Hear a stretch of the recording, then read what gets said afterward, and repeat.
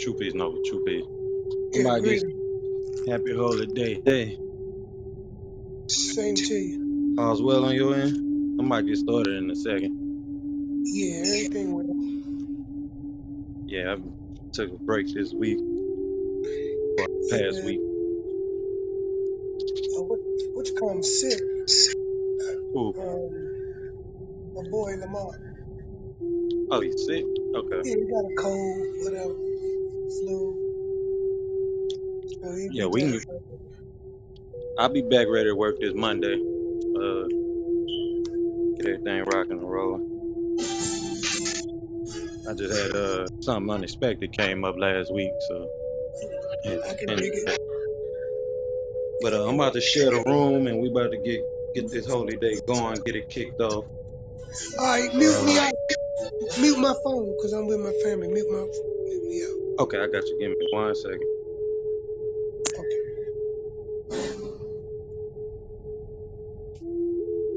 If you can, in the room for me, in case I don't get a chance to see people that's coming up, I'm gonna go ahead and mod you up real quick, so that way you can bring people up to the room when you see them. All right, I'm about to go ahead and share the room. Welcome, everybody. Happy holy day. We're about to have us a good and blessed one, as we always do. Hope y'all been having a great week. Great, happy Ancestry Gratitude Day, as I like to call it. Happy Gratitude Day, because that's basically what it is. I don't like saying the term Thanksgiving, because even though we are thankful, and we like to say thank you for everything that we have been presented with in this lifetime, the next lifetime, and the lifetimes before that, that term has a connotation connected to it that does not represent, being thankful and being grateful, and things like that, which it later on adopted the name Thanksgiving. But that term Thanksgiving is, just connected to some history that's not, really surrounded by a positive atmosphere or connotation behind it. So I'm sharing a room, that way people that in the hallways that want to join us, they can get the notification, as well as people on other social media platforms. They can get that notification that we are live, we are having our holy day, and we're about to kick things off.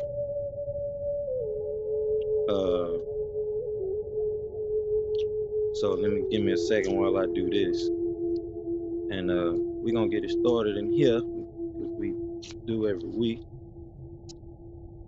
We're gonna be getting our good channeling on, as we touched on last week.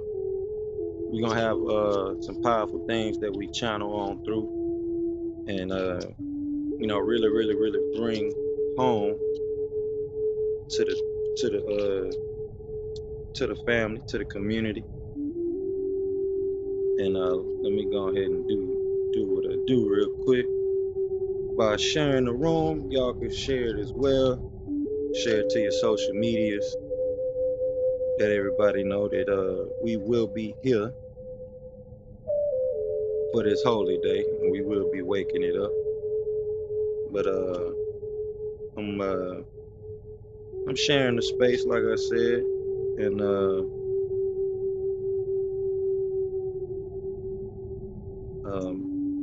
bringing some people in, so that way they can join us. Have some people that want to learn some things, just get involved more and more. But let me do that real quick. Like I said, trying to switch over to my accounts. That way to share straight to the spaces that I needed to go to. Like I said, I hope y'all had a wonderful holy day. Y'all can join us by clicking that gray block of words at the top that does say World Temple. We are branch temple number 24 of the Moorish Science Temple of America. And you can join us every Friday, every Sunday. Last Sunday we didn't open up because, of course, like I say, I was pretty much busy for the week. But other than that, we are here every Friday, every Sunday, as well as Monday through Thursday for our interfaith tribunal. But we've been pretty much keeping the tribunal on a case by case basis. So if you have a case that you want to register, just send me a booking on Instagram. You can book me on Instagram. Go direct to my Instagram and do your booking there until we get the website back up and running. But other than that, let's get this thing flowing. I'm about to share it to Twitter real quick and to our family on Instagram and Telegram, and make sure they can join us.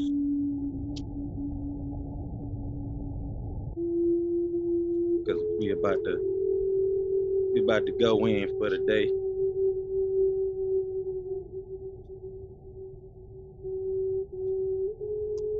We're about to go in for the day. So first thing first, I'm gonna be jumping into the divine supplication, like we do, and get us started here. I'm just sharing it to our family on Telegram.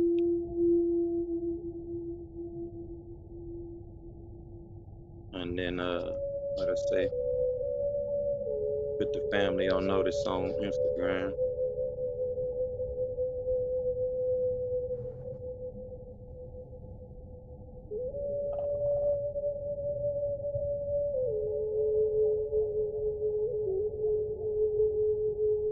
All right.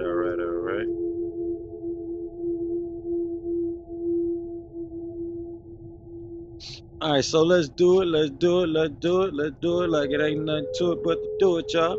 We're gonna open us up with the divine supplication. Y'all know how we do that, how we do this. Begin all things by using the all.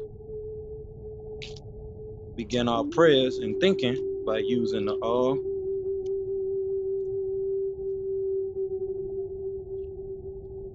So let's get us going. Trying to pull up the divine supplication for us real quick and get us rocking and rolling. All right. And like I say every week, y'all want to listen to everything that's being touched on. You don't want to skip through these different segments here. So let's get us started with the divine supplication. O Heavenly One, the Most High, who is sustainer of all the worlds, we do accept the duty you have lain on us to clean up the filth made by the West and its non-Semitic fools. O my sustainer, we beseech you to keep your hand over us, to control the streams of the courses of our lives. Our sustainer, and if we do wrong, please show thy divine blessings and forgiveness on us. You are the only one that can raise us true followers of the news bearers, and in our name, we carry on. All right. I'm about to jump us into our daily affirmations we do here. True peace, brother. True peace, brother Kenneth L. Let me go ahead and raise up my divine minister. This is the divine minister, especially for those that are coming back listening to the replay, is brother Kenneth L. So this is who you guys will be getting your nationality cards from as you go through your ceremony to join the temple. So just remember that name right there. I'm trying to bring you up, brother, in case you want to come up, chime a little bit.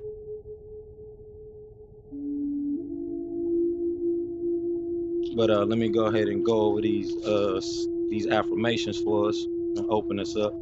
But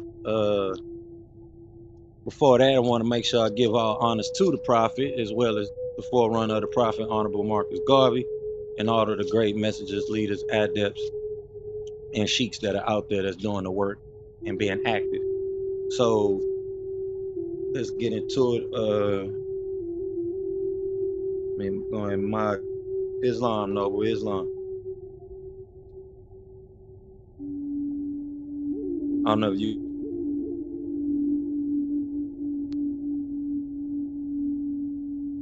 probably got to jump in, jump out because it don't show you got a mic on.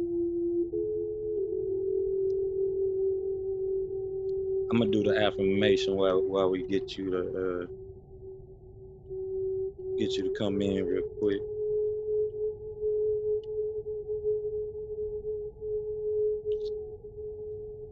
Yeah, but this is the divine minister of the Moorish Science Temple of America, uh, and he also a Grand Sheik of his own temple in Virginia. And y'all want to tap in with Brother Kenneth L because he really truly helped me, get this found, this found as being a temple more and being in the temple and really understanding, truly understand the importance of just being in the temple and doing your works with a temple and really being a beacon of light, for those that do operate from the heart chakra and just understand things from that heartfelt level. So and show true sincerity when it comes to this great works of the divine movement. But while we get the brother Kenneth to come on in, I'm gonna go ahead and do our affirmations, and then we're gonna move on to the divine constitution as we do every week. So with that, what we accept is fact, our daily affirmation of loyalty of the children of the Elohim. We accept as fact the eternal laws of nature as revealed through science, past events, logic, and common sense. Revealed as right knowledge, wisdom, and understanding. We accept as fact the highest laws of nature is the cooperation and harmony of all living things. We accept this fact our way of life as a means to the best end. We accept this fact that loyalty is the greatest of all honors and treason is the worst of all crimes. We accept this fact that what is good for the Holy Tabernacle is the highest virtue, and what is bad for the Holy Tabernacle is the ultimate evil. We accept this fact that the Holy Tabernacle is the finest and noblest organization for all humanity, created by circumstances, and the ancient and mystic order of Melchizedek is the noblest of fraternities on and above this planet. We accept this fact that creativity, love, and cooperation are the essence of success. We accept this fact that truth and facts are always and has always been the originator and creator of all.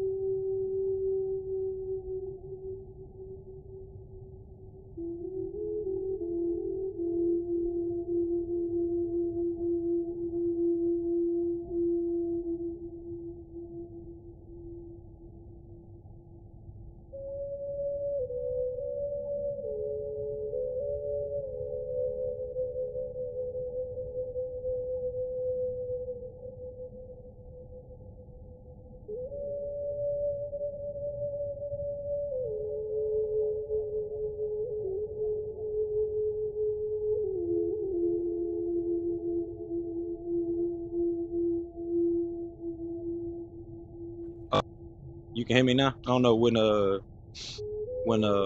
he left. It do that from time to time. I don't know if y'all caught those affirmations or not. Let me see. I was gonna get him to do the prayer with us. Okay. Yeah, there you go. I was gonna see if you wanted to do the honors on the Moorish American prayer, Noble Kenny. I don't know if you can hear us or you able to chime in. Islam, can you hear me? Islam, there we go. I can hear you, Noble. Islam, brother man. Yeah, we actually about to start our Holy Day meeting in a few minutes. We're actually in the up now. Bliss. So yeah, I actually got members about to walk in now. So I just chimed back in. I'm not sure what did I miss. I just did opening us up with a supplication and affirmations that we do before we jump into the divine constitution and the bylaws. I was gonna see if you wanted to do the prayer, but if you don't mind us actually listening in while y'all do the holy day, we can also do it, that as well, if that's okay with you on your end. Islam, absolutely. I would probably prefer that. That way you get a full, proper demonstration. Islam. So, and I've never done it on Clubhouse, so it shall be interesting. But we do have, we have it virtually as well. So we're in the physical location we're at. But yeah, I mean, I can just keep my phone right here and y'all can listen in. First, I can just give you, I can tell you briefly what I'm going to be speaking on tonight. Islam, okay. Yeah, I definitely would love that. I'm pretty sure the clubhouse space would appreciate it as well, because that's what I just mentioned, that you're the one that pretty much guided me on the foundation and keep me square on everything. So hey, it's good to see a master at work, and I'm pretty sure they appreciate it, bro. Islam. Hey, all praises be to Allah, man. It's an honor to serve, and I would argue I learned just as much as you, brother, man. So it's a wonderful thing to have a mutual beneficial relationship where we can come together in the spirit of love, truth, peace, freedom, and justice, and work together to uplift fallen humanity. Islam. So as far as what to expect, I can tell y'all. So we're actually about to start our actual meeting in a few minutes, and tonight, obviously, we start off with the prayer, divine constitution and bylaws, Royal Renaissance. And tonight's message I'm going to be coming out of the Moorish literature, speaking to the industrious acts of the Muslims and covering the history and really breaking down the detail and the historical context around Thanksgiving. Islam, sister. You know what I mean? Islam. So we have sound today. Can y'all hear us okay? So as y'all can hear, the sisters about to get started. We got sisters. Well, look, I'm gonna be here moderating this space. Y'all take lead, and we tapping in with y'all, brother. Thank you, big bro. Islam. Well, I'm gonna. I guess you want me to mute right now? Nah, you can go ahead and chime in, because we was about to start with the divine constitution and the prayer. So you pretty much, that's why I was gonna ask you to take us off with it, but since we gonna go ahead and just listen in, I'm gonna mute my mic and just moderate the space while people come in and we tuning in. Islam. Well, yeah, all praises be to Allah, man. It's an honor to do this. We actually did this. We did this last Sunday with our temple family in Texas 84 out of Houston, and we did it 2 weeks ago with our temple family at a temple 80 out of Los Angeles. So it's the goal is to share the message, man, and make sure everybody's on one accord. So this is gonna be an honor and a blessing. Yeah, let them know Temple 24 is in the audience with y'all tonight. we there. Praise Allah. Yeah. Yeah, Temple 24 is in attendance as well tonight. All right, Chairman. So we got Temple 24 listening in on Clubhouse. Islam. Y'all hear that, sisters? Sisters, can y'all say something so we can ensure that the listening audience on Clubhouse can hear y'all? Islam, peace and love. Happy Holy Day, Moors. Islam. Islam. and the replays is on, so they're gonna be able to come back and just listen to this blessing that we about to get them. Much love, bro. Y'all, so y'all can hear the sister spine on the TV screen. Oh yeah, loud and clear. Islam. Praise Allah. So before we actually get started, I guess on the informal tip, I would like just to hear where everybody's from, because it's always a blessing to have people from all around the country. So where y'all from online? Who we at? Islam, New Jersey. So we got New Jersey. Islam, New York. We have New York. Y'all hear my daughter Kimani? She's talking about we're in Virginia Beach. Washington D.C. Praise Allah. So we got Washington D.C. Islam, Moorish. So we got Washington D.C. online. Where else? Who else we got up here? Where y'all from? Islam. Y'all happy holy day? Yeah, we'll get up with y'all know. Yeah, most people we got, they coming in from California. Last week we had a brother in here from India, and the week before that, I think it was a couple people from Florida in here. We had brothers and sisters that come in from Alaska, Canada. So it really do be, a reach across the world, and just to have tonight, it's a blessing, bro. I feel like we should be able to, tap in with each other, especially with how you demonstrate or illustrate, other person prefer to say. But brother L is a great illustrator of the divine rights for the Moorish Science Temple of America, and like I say, y'all want to tap in with him, especially if you can't reach him on this app. You want to reach out to him and get with his other social media accounts and really reach out to the brother. Islam. Islam, yes, in 5 minutes. We start in 5 minutes? Yeah. Islam, y'all. Yeah, so for those that are listening on the Clubhouse app, we'll be starting in 5 minutes. So, Islam, brother, y'all said. How you doing, bro? Islam. Yeah, we got a couple members in the building, so y'all can't see us, but they can see us on the Google Meets. So, but man, it's gonna be a blessed holy day tonight, y'all. Just again, so what to expect tonight? We're gonna be covering some historical context around the Moors in Spain and Thanksgiving and the truth about all this stuff, what it actually means. Because we often hear about it, but it's time we demonstrate it through the great law of peace. Yeah, it's time. So we're gonna put her in her stroller. I gotta pull up my notes real quick. Yeah, and so for those that are listening, if you don't mind sending your name to the Grand Sheik Lawiy so he can send it to us, so we can ensure our secretary has it, so we can include your name on the books, because you are an official meeting of the Moorish Science Temple of America tonight, and it's an honor to have you.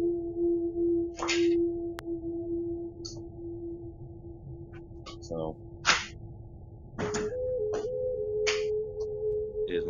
yeah, I'll be letting them know throughout the service tonight. Islam. Islam, y'all. It's a beautiful thing, man. Beautiful time to be alive. How y'all feeling tonight? Wonderful. You got your fez, got your turban. Okay. Boys is ready. We are ready. Had a good Thanksgiving? It's fine. It's had good holidays. Had some time with some good people. I said it was a good holiday to spend some time with some good people. Yeah. You enjoy your family? Oh, his family. Ah, beautiful, beautiful. My family in California. Oh, it would have been nice to be in the heat, huh? Huh? It would have been nice to be in Yeah. the heat, I'm sure. It was a nice day yesterday. It was nice. Very nice. It was definitely pleasant, and then it dropped in the evening. It sure did. Made me think about Chicago. It's like that. Early, it's warm, and then it gets cold. But that's I'm gonna get started in about 2 minutes.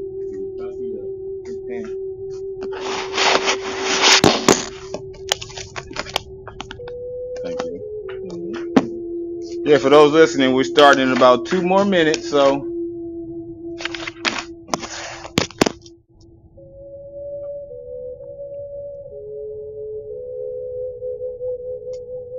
encourage y'all to share the link, invite people. I'm doing that right now. Yeah, we got a special meeting. We got some information we need to share with the people.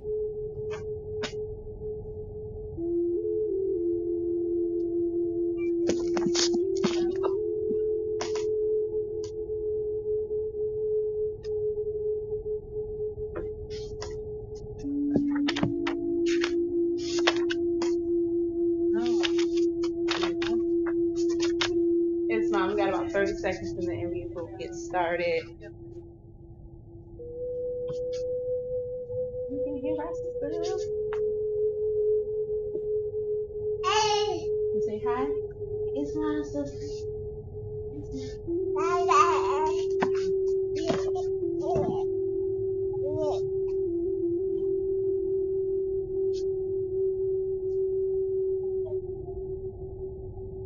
Islam, all officials please rise. Islam. Islam, sis, we're ready for you. You're on mute.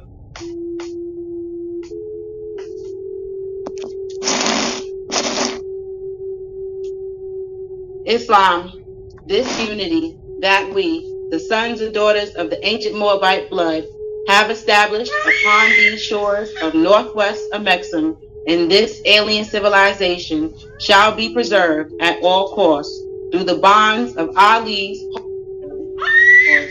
And if we violate these universal laws or principles by preferring a stranger before thine own sacred blood, then may the flaming swords of our forefathers turn upon us the wrath of Allah and strike us down 7 times. We pledge our allegiance to Prophet Noble Jew Ali under love, truth, peace, freedom, and justice. Time never was. Islam, if you are seated, please rise to the Moorish American prayer. Heels together at a 90-degree angle, arms raised at the same, 5 on the left, 2 on the right, repeating after myself the Moorish American prayer. Allah, the Father of the universe. Allah, the Father of the universe. The Father of the universe. The Father of love. The Father of love. The Father of love. Truth. Truth. Truth. Peace. Peace. Peace. Freedom. Freedom. Freedom. And justice. And justice. And justice. Allah is my protector. Allah is my Allah protector. is my protector. My guide. My guide. My guide. And my salvation. And my salvation. And my salvation. By night. By night. By night. And by day. And by day. And by day. Through his holy prophet. Through his holy prophet. Holy Ali. prophet. Drew Ali. Drew Ali. Amen. Amen. Islam.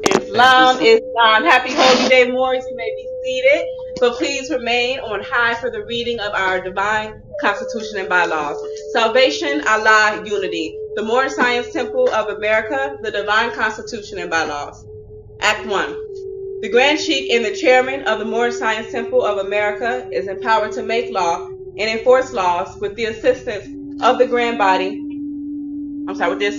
Prophet and the Grand Body of the Moorish Science Temple of America. The Assistant Grand Sheik is to assist the Grand Sheik in all affairs if he lives according to love, truth, peace, freedom, and justice, and it is known before the members of the Moorish Science Temple of America. Act 2. All meetings are to be opened and closed promptly according to the Circle 7 in love, truth, peace, freedom, and justice. Friday is our holy day of rest because on a Friday the first man was formed in flesh, and on a Friday the first man departed out of flesh and ascended onto his Father God Allah. For that cause, Friday is the holy day for all Muslims all over the world. Act 3. Love, truth, peace, freedom, and justice must be proclaimed and practiced by all members of the Moorish Science Temple of America. No member is to put in danger or accuse falsely his brother or sister on any occasion at all that may harm his brother or sister, because Allah is love. Act 4. All members must preserve these holy and divine laws, and all members must obey the laws of the government, because by being a Moorish American, you are a part and impartial of the government and must live the life accordingly. Act 5. This organization of the Moorish Science Temple of America is not to cause any confusion or to overthrow the laws and constitution of the said government, but to obey hereby. Act 6. With us, all members must proclaim their nationality, and we are teaching our people their nationality in their divine creed, so that they may know that they are a part and a partial of this said government, and know that they are not Negroes, colored folks, black people, or Ethiopians, because these names were given to slaves by slaveholders in 1779 and lasted until 1865 during the time of slavery. But this is a new era of time now, and all men now must proclaim their free national name to be recognized by the government in which they live and the nations of the earth. This is the reason why Allah, the great God of the universe, ordained Zabuwr, the prophet, to redeem his people from their sinful ways. The Moorish Americans are the descendants of the ancient Moabites, whom inhabited the northwestern and southwestern shores of Africa. Act 7. All members must promptly attend their meetings and become a part and a partial of all uplifting acts of the Moorish Science Temple of America. Members must pay their dues and keep in line with all necessities of the Moorish Science Temple of America. Then you are entitled to the name of faithful. Husband, you must support your wife and children. Wife, you must obey your husband and take care of your children and look after the duties of your household. Sons and daughters must obey father and mother, be industrious, and become a part of the uplifting of fallen humanity. All Moorish Americans must keep their hearts and minds pure with love and their bodies clean with water. This divine covenant is from your holy prophet, Zabuwr, through the guidance of his father God, Allah. Zabuwr, founder, Moorish American prayer. Allah, the Father of the universe, the Father of love, truth, peace, freedom, and justice. Allah is my protector, my guide, and my salvation by night and by day through his holy prophet, Zabuwr, the Moorish Science Temple of America's home office is located in Mecca, Chicago, Illinois. Islam. Happy Holy Day, Morris. Happy Holy Day. We have yet another... No worries.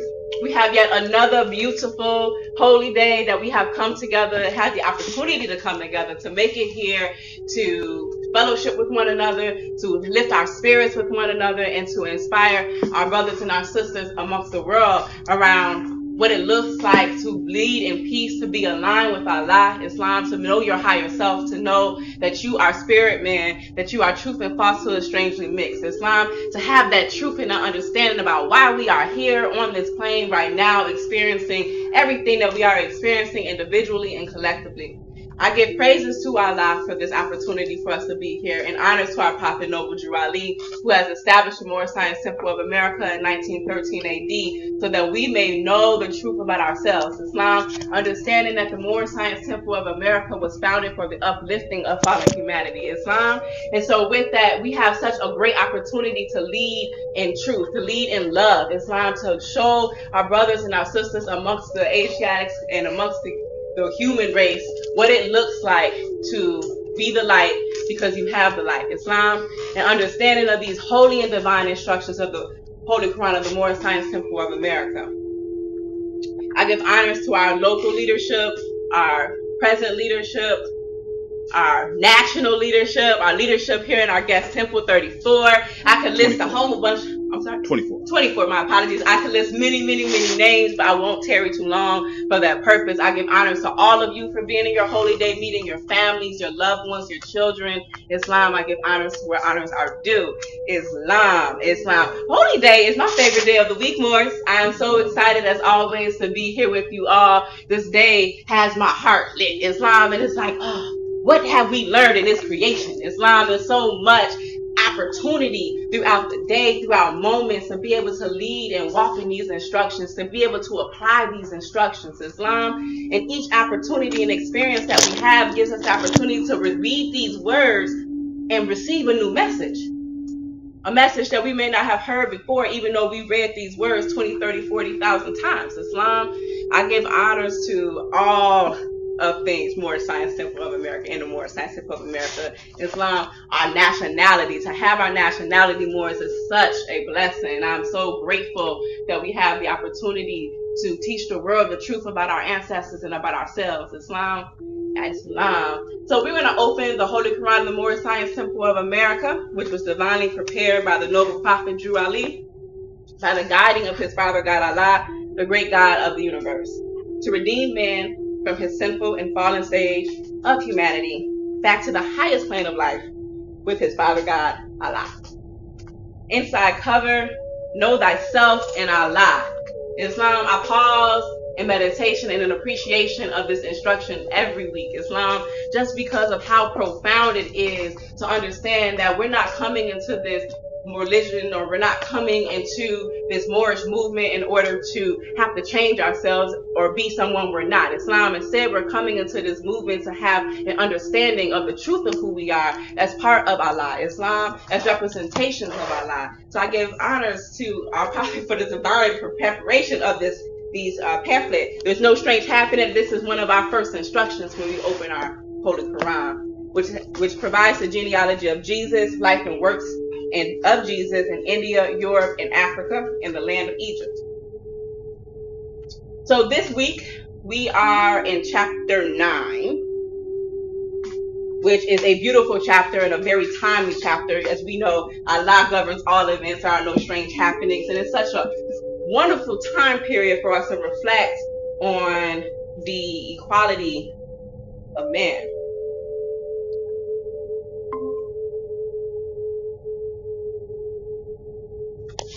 So the divine instructions from the Holy Prophet, chapter 9.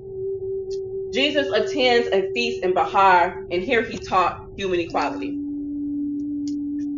The fame of Jesus as a teacher spread all through the land, and people came far and near to hear his words of truth.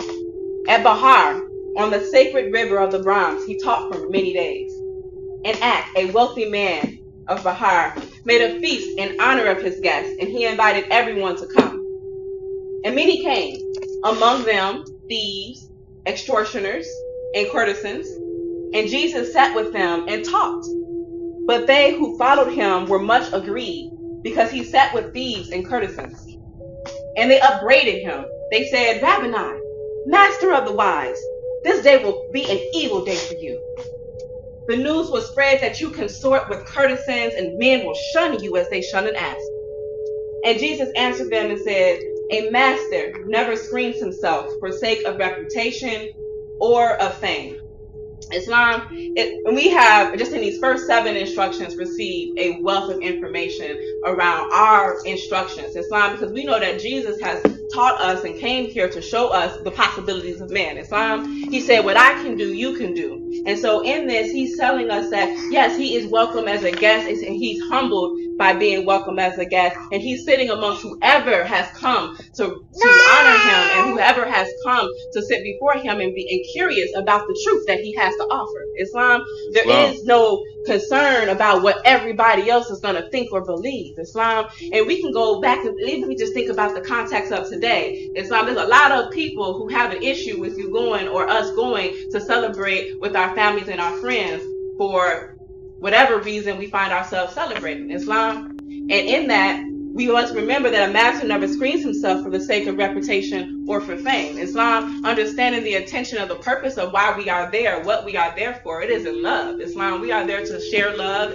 experience love, be the light, show the light. Islam, and in this world, we are expected to do very similar things. And we're going to be amongst people who are acting in distasteful ways. We're going to be amongst people who may be moving in their lower self. Islam, but we have to remember that man is truth and falsehood strangely mixed. Islam, for each and every single one of us. So what that means is we are all battling the foes, and we are all dealing with some type of challenges at the present moment. And so in that, we must remember that there's no need to screen ourselves, because as long as we're walking in love, truth, peace, freedom, and justice, and being true to our higher selves, there is no wrong. Islam, and we'll soon come to find out a little bit more about the issues with the judgment of the common people. Islam. Instruction 8 reads, these are both worthless baubles of the day. They arise and sink, like empty bottles on a stream. They are illusions and will pass away.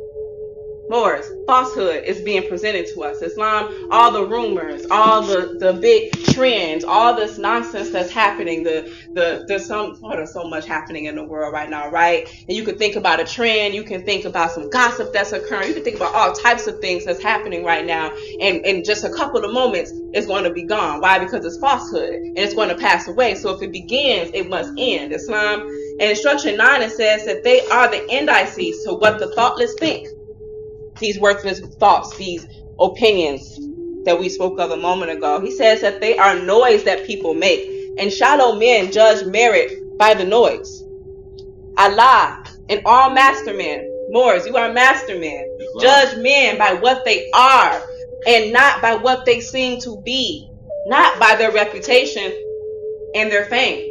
Islam, we are concerned with people's quality of character. We are concerned with individuals' values. We are concerned with how they are treating other people. How are they treating themselves? How are they treating the children? How are they contributing to humanity? Islam. And in that concern, our concern does not mean us going to tell someone about themselves or tell someone what they should or should not be doing, but instead understanding that there is a mission or a ministry to be provided through action, through just being. Islam, sometimes it's through modeling boundaries that we find ourselves ministering. Islam, there are so many ways in which these beautiful truths of Islam can be taught to our brothers and our sisters. In instruction 11, it says that these courtesans and thieves are children of my Father Allah. Their souls are just as precious in His sight as yours, or of all the Brahmic priests. And they are working out the same life sums that you have solved, you men who look at them with scorn.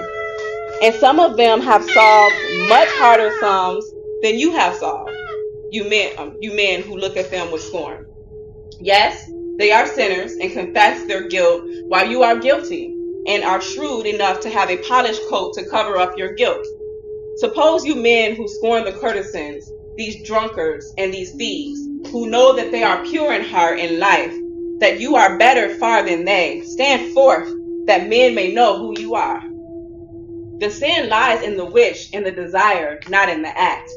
You covet what other people's wealth. You look at charming forms, and deep within your hearts you lust for them. Deceit you practice every day, and wish for gold, for honor, and for fame, just for your selfish selves. The man who covets is a thief, and she who lusts is a courtesan. You who are none of these, speak out. Nobody spoke. The accusers held their peace. Islam, and what we see here is not something where we are trying to shame for what we've done or the options or choices that we've made, but instead a very simple illustration that Allah sees every single one of us as worthy. Islam, because He knows our path, He knows our hearts, He knows our intentions. And when we can't tell the truth of what's going on within a brother and a sister, we must leave that in Allah's hands. Islam, because we understand that there are no strange happenings, and men will find themselves where they can solve their problems best. Islam, and any man has the opportunity, man or woman, Islam has the opportunity to choose how they want to move, to choose if they're going to make or mar their fortune. We all have the falsehood strangely mixed within us. Islam. So Jesus closes out and says, and then Jesus said, the proof of this day is all against those who have accused. The pure in heart do not accuse. The vile in heart, who want to cover up their guilt with holy smoke of piety, are ever loathing drunkard, thief, and courtesans. This loathing and this scorn is mockery, for it is a tinsel coat of reputation and could be torn away. The loud professor will be found to reveal in his lust, deceit, and many forms of secret sin. The man who spends his time in pulling other people's weeds can have no time to pull his own. And all the choicest flowers of life will soon be choked and die, and nothing will remain but darnel, thistles, and birds. Islam. So we're redirected to that first instruction to know ourselves. Islam, to know ourselves in Allah. This study, this life is about understanding and mastering ourselves. Islam. Instruction 25 reads, and Jesus spoke a parable. He said, behold, a farmer had great fields of ripened grain. And when he looked, he saw that blades of many stalks of wheat were bent and broken down. And when he sent his reapers forth, he said, quote, "We will not save the stalks of wheat that have the broken blades. Go forth and cut and burn the stalks with broken blades." And after many days, he went to measure up his grain, but not a kernel could he find. And then he called the harvesters and said to them, quote, "Where is my grain?" They answered him and said, "We did according to your word. We gathered up and burned the stalks with broken blades, and not a stalk was left to carry to the barn." And Jesus said, "If Allah saves only those who have no broken blades, who have been perfected in his sight, who will be saved?" And the accusers hung their head in shame, and Jesus went his way. Islam. So, Moors, we must humble ourselves, because part of leading in love, part of being a Muslim, part of understanding the alignment of Allah is recognizing the interconnectivity of all of our journeys, Islam, and understanding that our purpose is for us to be in our garden, watering our weeds, nourishing our soils, planting our flowers, choosing what we want in this garden, Islam, because we also have the holy and divine instructions that we can create our heaven here on earth, Islam. And the beautiful thing is, my dear brothers and sisters, somewhere in this holy Qur'an here, it talks about the pattern that man needs for their lives, right? And so when we're demonstrating how knowing yourself and understanding love, truth, peace, freedom, and justice, understanding that man is truth and falsehood strangely mixed, understanding that we are no better than our next brother or sister, understanding how to use these instructions to create heaven here on earth. When we navigate that and demonstrate all of that, we are demonstrating for our brothers and sisters the possibility of man, the same way our brother Jesus did, Islam. And you saw he said what he said and he left, Islam. So we just have to do what we have to do. Sometimes say what you have to say and leave the rest in our brothers and sisters' hands to do what they have to do, because they also have the same capacity as you, Islam. We all have the capacity to be great. So go be great, because you can be great, Islam. Forgive yourself for whatever has happened, wherever you have done, wherever you have been. Islam, you are here right now. You are studying yourselves. You have hope for your people. You have hope for yourselves. Honor that, Islam. I give honors to you all. And we'll just have one missive before we turn over to our Grand Sheik, who will be speaking on a little bit of some history around Thanksgiving, the Moorish science, the Moors, our ancestors, how that all is lined up and how it all makes sense. Islam, one of the beautiful things about the Moorish Science Temple of America is this universality of how we're studying all the sciences. Islam, because our ancestors brought that. We have a universal message for all of humanity, in which we're leading in love, truth, peace, freedom, and justice. And I take that back. We'll have a speaker before we have our Grand Sheik speak. But let's read from What is Islam, as we place on our heart the truth of understanding of what it is that we're doing. Islam, especially as our brothers and our sisters and our family members question, what is this new religion of yours? What is it that you're doing? What do you all believe? Islam, being able to fully understand and connect the dots of how you're still the same person, that's only making you better. Islam, you haven't changed. You haven't left from the person they know. And if you have, it's only for the betterment. Islam, and if they love you, they want that for you. Praise Allah. Islam, what is Islam? This is in the Moorish literature pamphlet. It reads, Islam is a very simple faith. It requires man to recognize his duties toward God Allah, his creator, and his fellow creatures. It teaches the supreme duty of living at peace with one's surrounding. It is preeminently the religion of peace. The very name Islam means peace. I'm just going to pause and commentate. How many of us first learned of Islam in 2001, perhaps when the terrorists, supposedly, right, the narrative was that the terrorists, or there were terrorists, Muslims were terrorists, and this is what Islam is. Or perhaps you learned about it through other ways, and this more or less oftentimes a negative connotation to who the Muslims are and what Islam is, right? So when you first learn that Islam means peace, it's eye-opening. And it's like, man, we've been lied to. Islam means peace? Seriously? Here we are thinking Islam means that we're restricting women and we're doing all of this stuff that we're just like, no, that's not right. That's not okay. Islam, I will continue. It says that the goal of man's life, according to Islam, is peace with everything. Peace with Allah and peace with man. The Quran, the holy book of Islam, tells us that the final abode of man is the house of peace, where no vain word or sinful discourse will be heard. The holy divine prophet Noble Drew Ali says that a follower of Islam, in the true sense of the word, is one whose hands, tongue, and thoughts do not harm others. Object of man's life, according to Islam, is its complete unfoldment. Islam teaches that man is born with unlimited capacities for progress. So no matter where you are right now, you have unlimited capacity for progress. Islam, keep going, keep pushing. There's more mastery out there for you. It reads, Islam does not support the idea that man was born in sin. It teaches that everyone has within him the seed of perfect development, and it rests solely with himself to make or mar his fortune. The cardinal doctrine of Islam is the unity of the Father Allah. We believe in one God, Allah, who is all God, all mercy, and all power. He is perfect and holy, all wisdom, all knowledge, and all truth. These are some of his great attributes, so far as we can understand. He is free from all defect, holy, and transcendent. He is personal to us as in so far as we see his attributes working for us and in us. But he is nevertheless impersonal.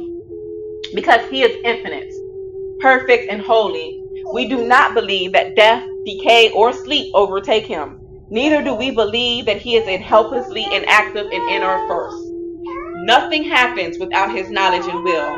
He neither begets nor is he begotten, because these are the traits of frail and weak humanity. This unity of Allah is the first and foremost pillar of Islam, and every other belief hangs upon it. Islam. Praise Allah for that simplicity of breaking down the base of our faith. Islam, our faith. No, understanding our religion is Islamism, the active practice and study of peace. Islam. So with that, we will have our first speaker, our co-chair, Brother Avis L. Avis Williams L. Islam. Who's the greatest? Allah's the greatest. Who's the greatest? Allah's the greatest. Who's the greatest? Allah's the greatest. And Noble Drew Ali is his holy and divine prophet. Islam.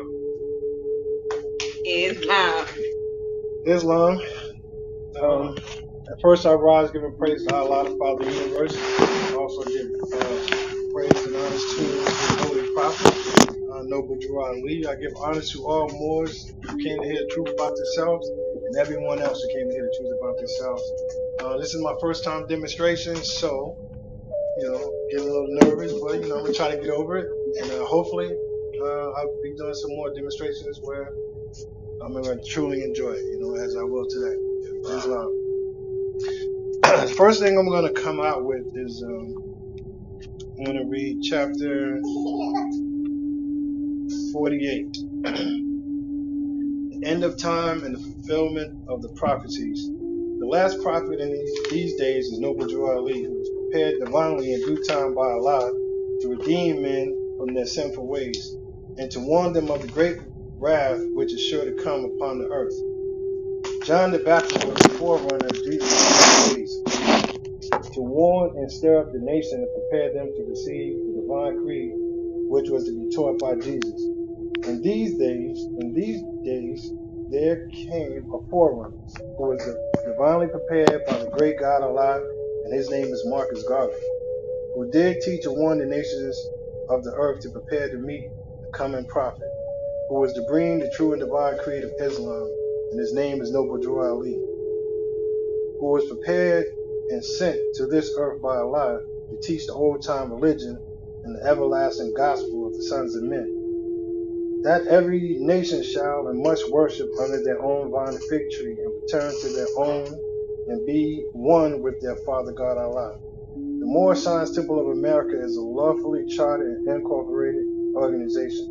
And any subordinate temple that desires to receive a charter, the Prophet has them to issue to every state throughout the United States, etc.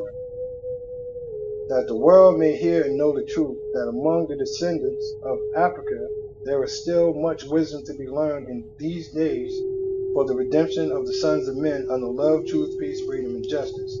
We, as a pure and clean nation descended from the inhabitants of Africa, do not desire to amalgamate or marry into the families of the pale-skinned nations of Europe, neither serve the gods of their religion, because our forefathers are the true and divine founders of the first religious creed, for the redemption and salvation of mankind on earth.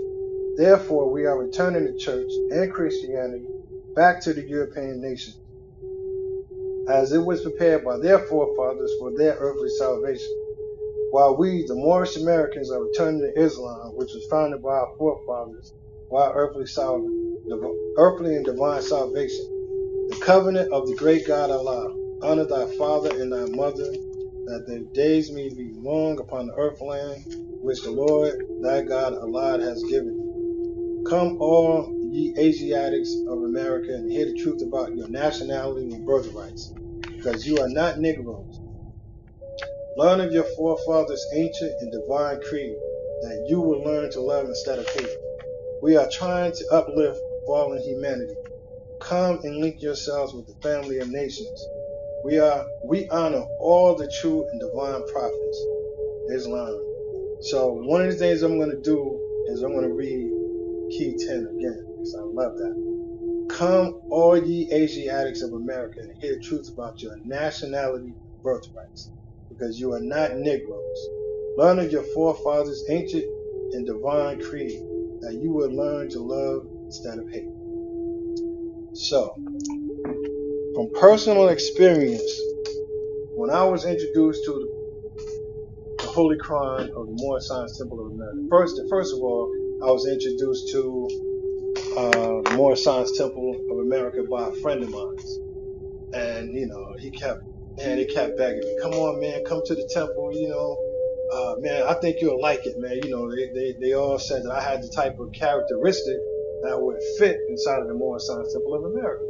Because I was always trying to educate people and, tell them about themselves. But at that time, I was coming from the mind frame of a positive black man. Positive was the key word. And my mission was to try to get brothers to conduct themselves in a way that would be productive, not destructive amongst themselves or their brother man or other fellow. So it didn't matter which denomination they were in, what religion they were involved in, that didn't matter. I was seeing all men as equal as long as they were treating themselves with respect and treating me and people around me with respect. So I just, kept on, talking to the people to try to, help them better themselves. It was also an exercise for me to better myself. It was sort of a reminder, to stay sharp, stay focused, no matter what's going on in my life, not to be, depressed by whatever current situation I was involved in. So I kept a positive attitude. So the brothers around me was like, come on, man, come to the temple. It took me about a year to come to the temple. The first time I went into the side of the temple, I was amazed by what I heard. First thing I heard was that I wasn't black, I wasn't a Negro, and I wasn't a colored person. So even though colored person, a Negro, was not in my era, I could still feel the oppression that came from those words. I could still feel what is called in law the badge of slavery by those names, right? And so there was a case that happened in 1886 where this was the first civil rights case by the United States Supreme Court to give the people who was newly freed their equal rights, right? And so that was one of the conditions of their new civil rights, was that they would not be hindered or hampered with the anything that deluded slavery. So Negro, black, and colored was a badge of slavery. Noted by the United States Supreme Court that should not be used. However, states continuously promoted and still promote Black Power, Negro, Black and African American now. That's the new thing. Black and African American still being promoted. So with that, we have a lot of people who don't know the truth about themselves. And so when I was in that one demonstration and I was able to hear that I was not none of those things, and that there was somebody who was speaking a language that I can understand, and that was the prophet Zabuwr. I was hooked. The first time I heard it, I mean, I'm talking about hooked. So the guy that was demonstrating at the end of his service, he asked if anybody wanted to claim their nationality. I immediately jumped up. I don't know. You know what I'm saying? I raised my hand, as a matter of fact. Yeah, I do. Went up there, went through the, little ceremony, and that was it, and that was in 2010. And I've been hooked ever since. Not letting this go. They always say, that you should get this like the gospel plow. Keep on plowing with it and don't let it go. You know what I'm saying? Until the job is done. Yes, so, that's pretty much, part of my demonstration. I'm not going to, continue to go on and go on. But I do want to say that it's very important that brothers and sisters learn to love instead of hate. Mm. The best way that you could do that, and what helped me, was this right here, Moorish Holy Qur'aan. Right? It began to make me a better person all the way around. Then I was introduced to the one-on-ones, and somebody broke down the drawings on the one-on-ones, how the prophet is holding a woman, right? She has humanity, on her guard. She has the water dripping off of her dress, and so the brother was explaining to me that, she represented humanity. He was lifting her out of the water, out of the cares of the world, And they was like, notice, Prophet Zabuwr, his clothes is dry. Who is that? You know what I'm saying? Who is that? Come out of the water and his clothes is dry. Right? So there's a whole lot of symbolism just on that cover on the one-on-ones. But this right here is your salvation, people. Tell me. I can't even really, I can go on for probably months talking about this right here. Now, I love law, and religion is law. Law is religion. They're one and the same.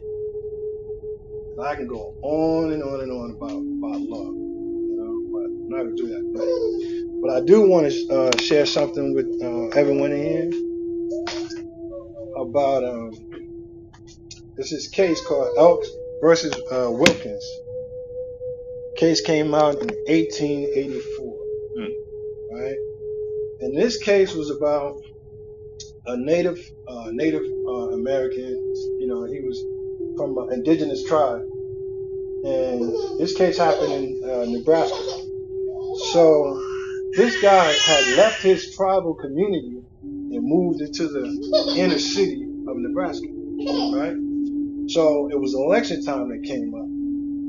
So he had been working, living sort of a Western lifestyle. I don't want to be speaking radical, right? So he was living a Western lifestyle. So election time, so he went to vote. But his vote was denied by the person that was over the voting registration.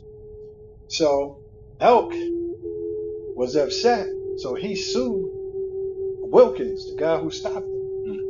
Right? So, because he couldn't figure out why his vote was denied. Well, long story short, his vote was denied because the United States Supreme Court said that he was not considered a 14th Amendment citizen. He still belonged to his indigenous tribe. So therefore, he didn't have a right to vote. Right? So, but within that case, a dissent judge made a statement about the 14th Amendment and how it was constructed and how it was implemented by force on the people. And you can read this case, Elk versus Wilkins. Came out in 1884. And in that case, The dissenting judges clearly state that the 14th Amendment was put on these people by force. So I'm going to read this little part right here. Therefore, in the territory under the dominion and within the jurisdictional limits of the United States, plaintiff, that's Elk, has acquired, as was in his undoubted right, a residence in one of the states, with her consent, and is subject to taxation and to all other burdens imposed by her upon residents of every race. If he did not acquire national citizenship on abandoning his tribe and becoming by residence in one of the states, subject to the complete jurisdiction of the United States, then the 14th Amendment has wholly failed to accomplish in respect of the Indian race what we think was intended by it. Now, what that means is the dissenting judge is saying, well, if he moved to the inner city, left his tribe, was paying his taxes and was working, well, he should have had a right to vote. All right? Then the judge said, and there is still in this country a despised and rejected class of persons with no nationality whatever, who, born in our territory, owing no allegiance to any foreign power, and subject as residents of the states to all burdens of the government. That's heavy right there. So who this judge was talking about was the newly freed slaves who were under the jurisdiction of the United States 14th Amendment. And he clearly states that they owe no allegiance to any foreign power and subject as the residents of the states to all burdens of the government. He said these people didn't have no nationality whatsoever. Therefore, they were subject to all of the abuse and burdens of the state. This case came out in 1884, and so many of our people today are wondering why so many of the people who are sticking to the names of Black and African Americans is having so many problems. And they're trying to figure out why they can't get equal rights, equal justice, and equal everything else. That's it. They have no nationality. They have no allegiance to any foreign power. Well, because of Noble Drew Ali, the Moorish Science Temple of America, they can get all of the power that they need right here, right? So, is the Moorish Science Temple of America a foreign power? Can be, as it is also considered a state within a state. Every state is foreign to every other state. So, this could very well be a foreign power. But you don't know until you come into the Moorish Science Temple of America and learn the truth about yourself. Then you can get your earthly and divine salvation. That's my demonstration. Islam. Peace. Islam. Who's the greatest? Allah's the greatest. Who's the greatest? Allah's the greatest. Who's the greatest? Allah's the greatest. Well, being an Allah man on one, that makes you great too. Islam? Islam. Who are his successors? The L's and the Bays. Their wills and ways. Islam. Grand Measure Brother Williams L. Islam, giving us a wonderful cited source for us to go and learn furthermore on Islam. We come back around to our Act 6. We are teaching our people their divine creed, Islam. And our brother demonstrated how plainly it gives us our earthly salvation. Islam, praise Allah. Something so simple as our nationality. Islam, our nationality meaning the quality of character that arises from belonging to a nation. Islam, praise Allah and honors to you for your measure. And there was Wilkins, Elks versus Wilson, right? Elk versus Wilkins. Elk versus Wilkins. Islam, praise Allah. Islam. That's a wonderful thing about the Moorish Science Temple of America. You learn so much, right? Not only are we a religious institution, but we're studying civics, we're studying government, we are studying astrology, we are studying the universal laws, the universal sciences. Islam, it says science is the happiness of life. Let me get that right. Pretty sure I did. Islam. So with that, Morris, we will hear from our Grand Sheik, Brother Kenneth L., as he demonstrates a little bit further, building on the importance of nationality and what this looks like. Islam. Islam. Islam. You know, Islam, Moors. Islam. Islam, Islam, Islam. First we rise, we give complete and perfect praise to Allah, who is the author, the creator, the governor of the world, almighty, eternal, and incomprehensible. I extend honors to his prophet, my prophet, your prophet, Noble Drew Ali, for restoring our nationality and our birthrights here in northwestern Mexico. Give honors to the harbinger to the prophet, Marcus Messiah Garvey. Honors to all the true and divine prophets, namely Jesus, Muhammad, Buddha, and Confucius, for bringing us love, truth, peace, freedom, and justice. Honor to all past and present leaders of the Moorish Science of America. Honor to the chairman for opening the meeting according to the Circle 7. Honor to our beloved brother Avis Williams L. with his wonderful measure. He said it was his first one, but I don't know. That Mo dropped some wisdom. He's been propagating the faith since 2010, apparently, and doing a wonderful job. So honor to the brother. Honor to the Moors in Temple 24, all of the guests, the visitors, all of the Moors online, your mama, your daddy, your cousins, and your friends, and all of them, and all things Moorish, Islam. So happy holy day. I'm going to cover a little bit of history. Really kind of camelback on the wonderful measure that our assistant chairman just demonstrated on with that case law. One thing to take away from that reference point was that was in what year was that? In 1884. So in 1884 there was a case law, which is we know is res judicata, meaning it's a decision that's made by the Supreme Court. So this is the law, the highest law of the land. And if you don't have a nationality, then you become a third-class citizen and you subject to whatever the states want to do to you. What year was Noble Drew Ali born? In the state of North Carolina, 1886. So praise Allah, we had a prophet born 2 years later who came and established the Moorish Science of America and a lawful remedy for us so we can return to the constitutional fold of government. It's important for us to understand as a people that religion is law and law is government. So your religion determines the law you live by. The laws you live by determines how you govern your mentality and who your government is. So we here in northwestern Mexico are dedicated. I'm going to read from the Moorish literature, and I'm going to read number 30, which is dedicated to the sons of man. For those who don't know, the Moorish literature is a compilation of lessons and publications that were published during Noble Drew Ali's time here on the earth plane when he was publishing the Moorish Guide. We have a condensed version of them compiled together that I've received from our Grand State Temple, msta9.com, and I'll be reading from number 30, which is dedicated to the sons of man, and I'll be paraphrasing as I'm going through this.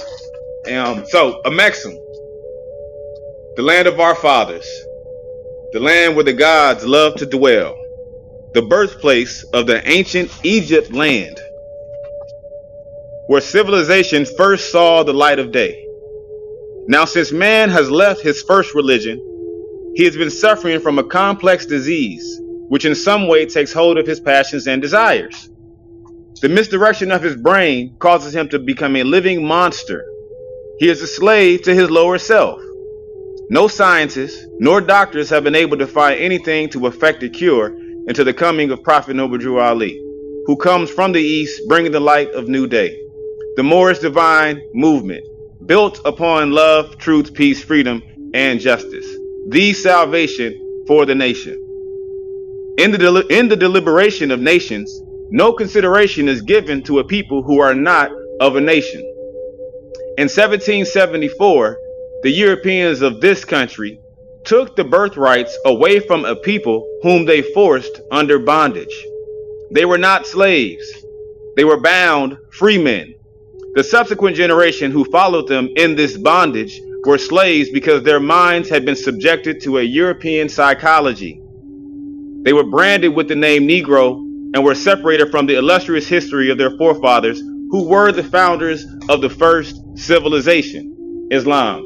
Now, we're going to pick this excerpt apart tonight. And we're going to go in detail. One, we're going to go in detail to some of the illustrious history of our foremothers and our forefathers that we have been stripped away from, primarily because we have accepted European psychology. And there's quite a few examples, and I'm going to just go ahead and get into some of those examples, some common terms that we know our people are suffering from European psychology. If you have an issue, I'm going to say it, with Thanksgiving. Yep, I said it. If you have an issue with Thanksgiving and you are of Aboriginal or indigenous descent, you could have a slight misunderstanding. You could have the European psychology perspective of what Thanksgiving is about. Because it's not about 1492. It's not about Christopher Columbus. It's not really about that. That was the storyline and the narrative that we received here in the West. But the truth about it, and hold on one moment, before I go into that, I want to read something. So just so everybody could have another reference point before they try to come for my head. Because, you know, more love to come for you. So everybody know we Aboriginal, right? We indigenous to these shores, right? When the Europeans first pulled up on these shores, we were already here. Y'all familiar with the Iroquois nation, right? The 5 civilized tribes, the Els, the Bays, the Days, the Owls, and the Alis, right? So did you know that the Iroquois nation, we have a constitution? A constitution of the Iroquois nation that everybody is expected to already live by. I'm going to read excerpts from the Iroquois nation. And every time I hear someone who's of Aboriginal indigenous descent who claims that lineage, who recognizes that we are, and speak against certain things, it shows that we still got that European psychology on us, because when you speak in certain contexts, it's not love, truth, peace, freedom, and justice. All right, so I'm just going to read the laws and I'm going to just move on. Religious ceremonies protected. This is from the Constitution of the Iroquois Nations. It reads, number 99, the rites and festivals of each nation shall remain undisturbed and shall continue as before, because they were given by the people of old times as useful and necessary for the good of men. Law number 100. It shall be the duty of the lords of each brotherhood to confer at the approach of the time of the midwinter Thanksgiving, and to notify their people of the approaching festival. They shall hold a council over the matter and arrange its details, and begin the Thanksgiving 5 days after the moon of Dishkunah is new. The people shall assemble at the appointed places, and the nephews shall notify the people of the time and place. From the beginning to the end, the lords shall preside over the Thanksgiving and address the people from time to time. Y'all heard people say the acronym of Islam, meaning I, self, Lord, and Master.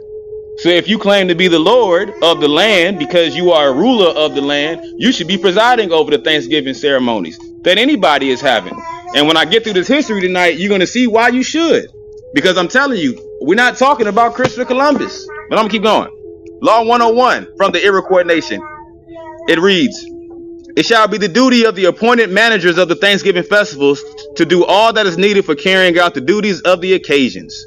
The recognized festivals of Thanksgiving shall be the midwinter Thanksgiving, the maple or sugar making Thanksgiving, the raspberry Thanksgiving, the strawberry Thanksgiving, the corn planting Thanksgiving, the corn hoeing Thanksgiving, the little festival of green corn, the green festival of ripe corn, and the complete Thanksgiving for the harvest. Each nation's, plural, each nation's festival shall be held in their long houses. 102. When the Thanksgiving for the green corn comes, the special managers, but the men and women shall give it careful attention and do their duties properly. 103. When the ripe corn Thanksgiving is celebrated, the lords of the nations must give it the same attention as they give to the midwinter Thanksgiving. Now listen to this law, 104. Whenever any man proves himself by his good life and his knowledge of good things, naturally fitted as a teacher of good things, he shall be recognized by the lords as a teacher of peace and religion, and the people shall hear him.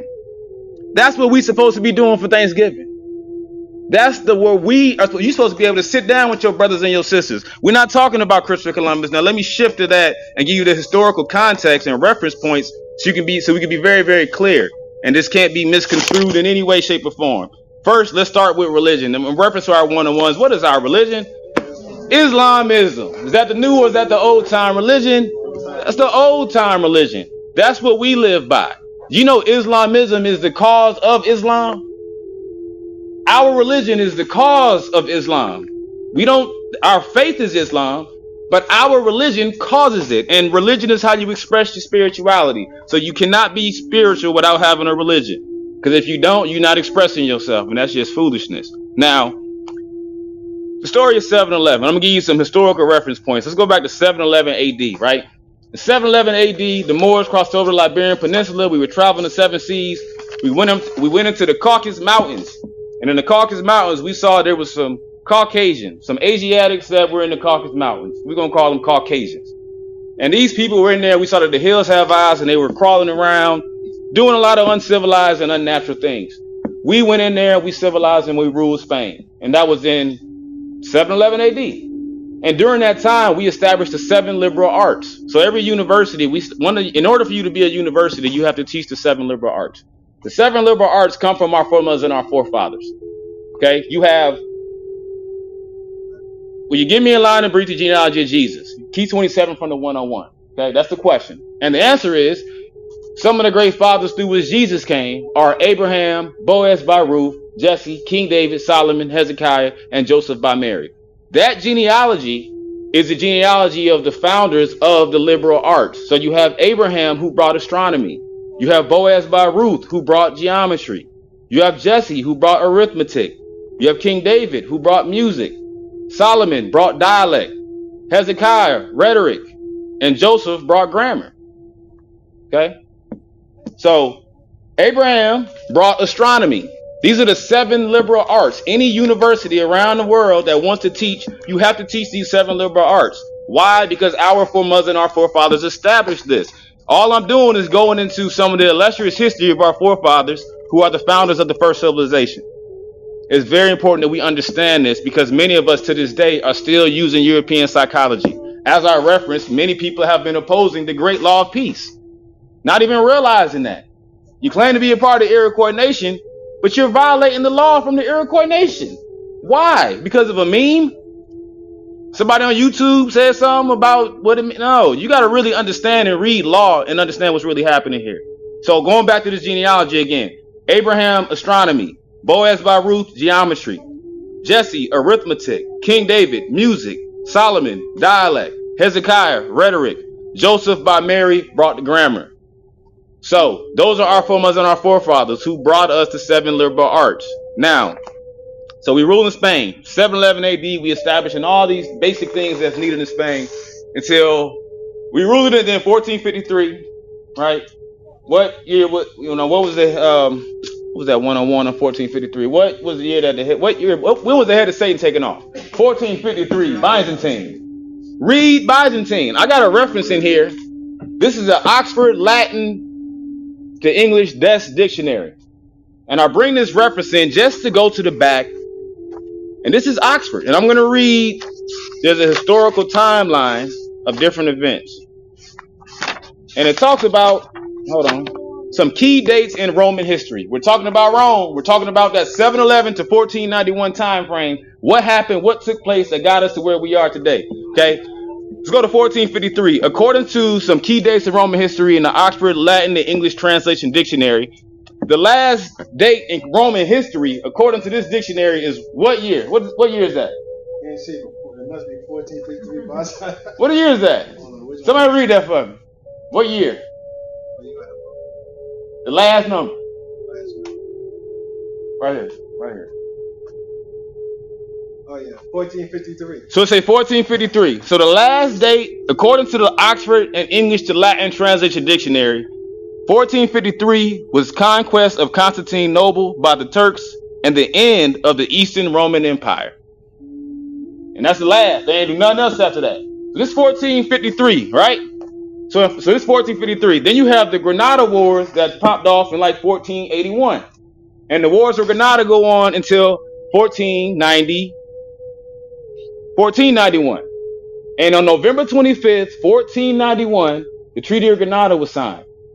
We agreed that we would leave Spain and we would allow all of Europe to be under Christian rule.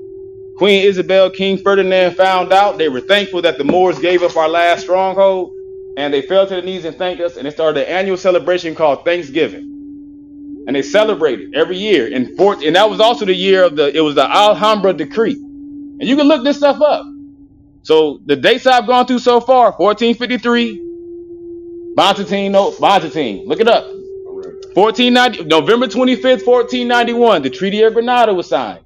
531 years ago. Okay. 1492, that's when he sailed the Ocean Blue. Now, Christopher Columbus was summoned by us, the Moors. I'm sorry, not by us. He was summoned by Queen Isabel and King Ferdinand. He got on our ship that we were navigating. And he got on this ship and we brought him to America. So we bring him here, okay? Because we coming back home. Some of the Moors weren't with us, so they stayed, okay? But either way, he come here. Gets off the ship. He looks around. He sees Muslims wearing turbans, fezzes, and garbs that he ain't seen since he was in India. And that's where he think he at. He has no sense of direction. And the first time they changed our names, and we're called Indians. Okay. Then he goes back to Spain, and the Pope puts out the bull Injiyl. This is Pope Alexander, known as the Papa Bull. So this is 1491, the treaty signed. 1492, get on the ship with them. 1493, he returns. The Pope and the Pope reads the bull Injiyl, and in that, the Pope essentially says, "Hey, y'all go to the new land and y'all convert all them to Christians." I'm not going to read it right now, the reference points. You can look it up yourself, but it's called the Doctrine of Discovery. You can put it in Google. You can search this stuff yourself. But it's the bull Injiyl. Read it and pay attention to that sequence of events. Because they taught us that Christopher Columbus sailed the ocean blue in 1492. He came over here, Pilgrims and Indians, and that was it, right? That's what you was taught. Okay. But what about the Moors that was already here? What about the ones that was part of the Iroquois nation? Who, again, we were already here. We came before Columbus. We've been here, always have been. So now, keep going. So this is at the end of the 1400s. Then you got February 14th, 1502. We know it's Valentine's Day. That's the expulsion of the Moors. That's when Queen Isabel, she did not agree, she did not comply with the Treaty of Granada. The Treaty of Granada has like 67 articles. It's an agreement of how they were going to function, because those that did not want to convert to, that did not want to return back to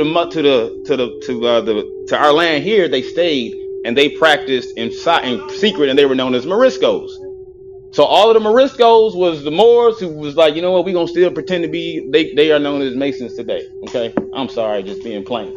Okay. They practice Islam in secret. Okay. They know we Moors. Some do, some don't, whatever. They ain't trying to speak radical against that group. I love my brothers and sisters of all groups, but I just like to say it for what it is. At least my portion of understanding. Now,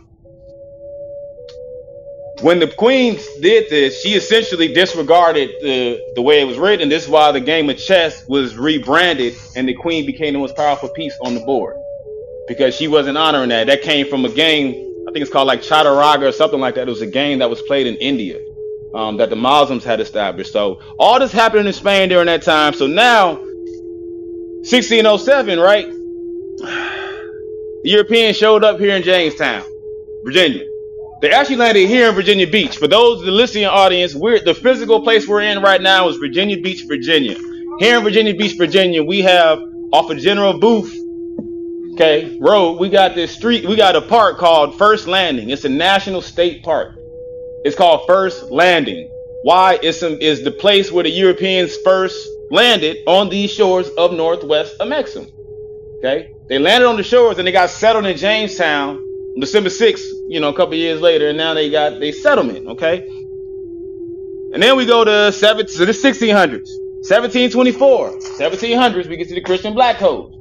So now they come up with the Christian Black Codes, and they all agree that this is how they gonna treat the so-called Negroes here in America. So Christian Black Codes get hit. 50 years later, from 1724, 50 years later, 1774, the Articles of Association. Now let me go to my Qur'an for a reference point. Chapter 47 of the Holy Qur'an, the Moorish Science Symbol of America, instruction 17. It reads, "That is why the nationality of the Moors was taken away from them in 1774. And the word Negro, black, and colored was given to the Asiatics of America who were of Moorish descent, because they honored not the principles of their mother and father and strayed after the gods of Europe, of whom they knew nothing." So the reason why our nationality was stripped away from us in the year 1774, when they passed the Articles of Association, when they agreed in Philadelphia that they would remove our turbans and our fez and all that, that's when they did it. Why? Because we strayed after the gods of Europe. We acting like the so-called black people, the Negroes or whatever, instead of actually being the rulers of this land. So that's 1774. 1776, the Declaration of Independence is passed. Read the Declaration of Independence. That is for people of European descent. That was not for you. However, there's a piece in that we can look at and apply common sense to, which is, in the beginning it says that all men are created equal, with certain inalienable rights endowed to them from their creator.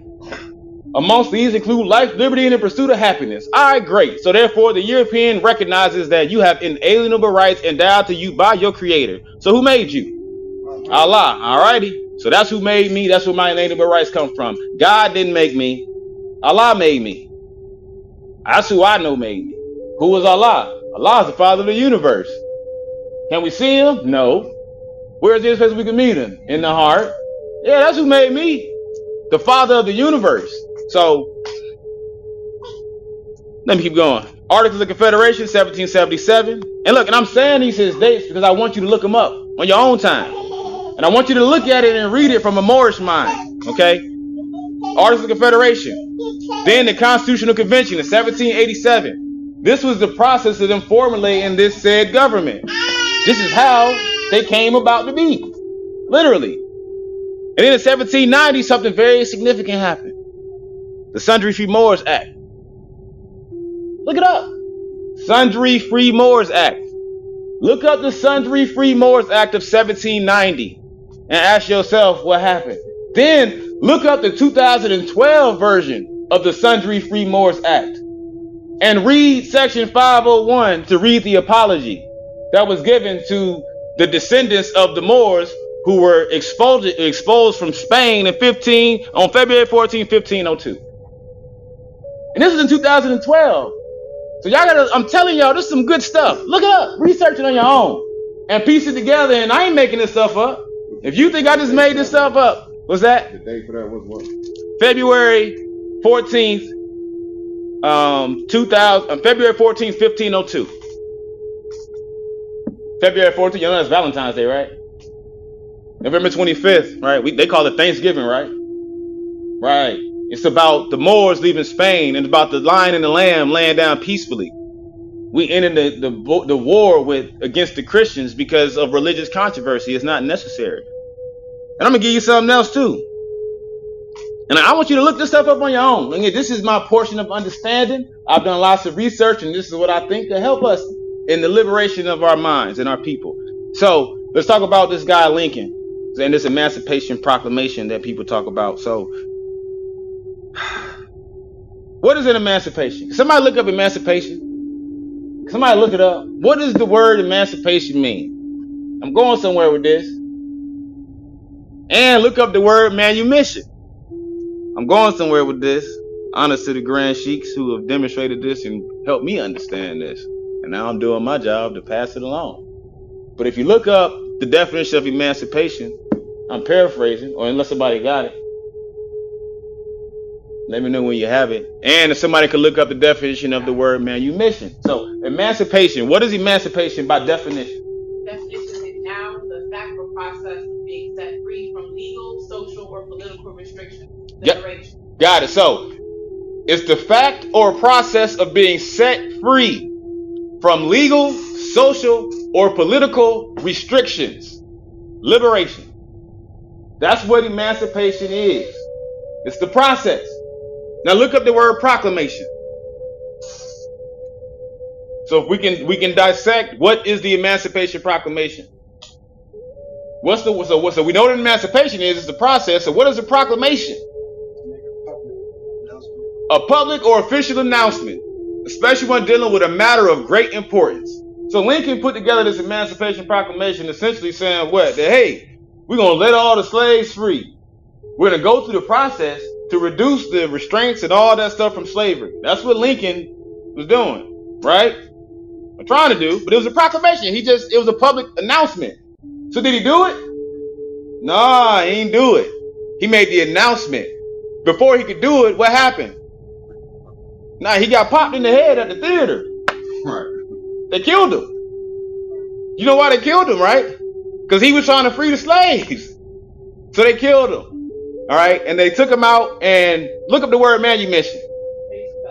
Manumission, M-A-N-U-M-I-S-S-I-O-N, manumission.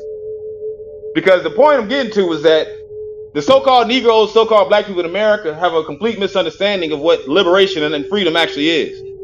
All right. Well, one, and I'm gonna bring evidence to this point I'm making, right?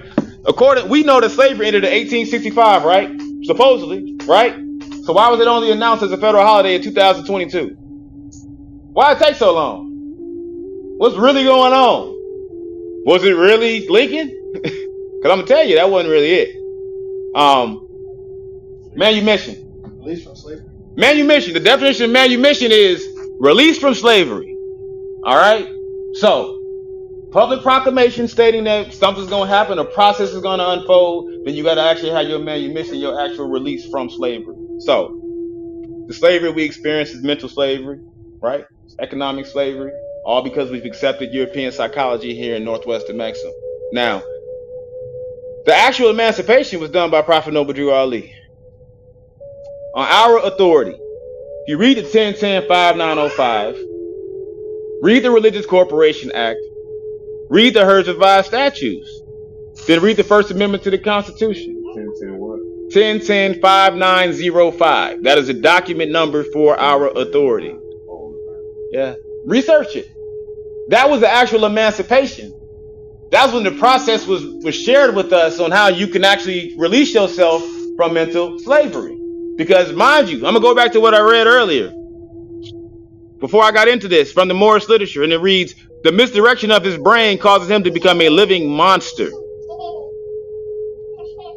Hold on, I should go up one up. In that same paragraph, it says, now since man has left his first religion, he has been suffering from a complex disease, which in some way takes a hold of his passions and desire. The misdirection of his brain causes him to become a living monster. He is a slave to his lower self.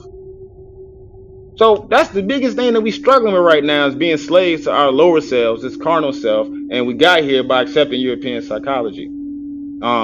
And that comes with terms Negroes, blacks, and colors, because Act 6 tells you what? That with us, all members must proclaim their nationality, right? And we're teaching our people their nationality and divine creed. That way they may know that they are part and parcel of this said government, and know that they are not Negroes, color folks, black people, or Ethiopians, because these names were given to slaves by slaveholders in 1779 and lasted until 1865 during the time of slavery. So the time of slavery was only 100 years, not even 100 years. So where does 400 years of slavery idea come from? Who came up with this? Because if you start looking at dates and records and thinking for yourself, you will find out there's a narrative about us that's been told. And so many are accepting the narrative. And again, I'm going to bring it back to my point. This is why we struggle with adhering to the great law of peace. Because we caught up in little arguments that are really minuscule and don't matter. We're not here to argue about somebody's religion. We teach a nationality and divine creed. Read the Constitution. You believe whatever you want to believe. We're not here to argue that. We don't care what you believe. This ain't belief. I'm not talking beliefs. We're talking about law, facts, irrefutable historical reference points that you got to accept. So, again, Lincoln never freed the slaves. Prophet Noble Drew Ali actually did. What year was the Moorish Science of America founded? 1913 AD. What year was the Federal Reserve Act passed? 1913. Why do people know more about Federal Reserve notes than they do about their nationality and divine creed? Same year. Right. Why did Noble Drew Ali put the logo Circle 7 on the back of the dollar bill? Why was Woodrow Wilson the governor when Noble Drew Ali established a temple in Newark, New Jersey? Why did Noble Drew Ali tell Woodrow Wilson to run for president?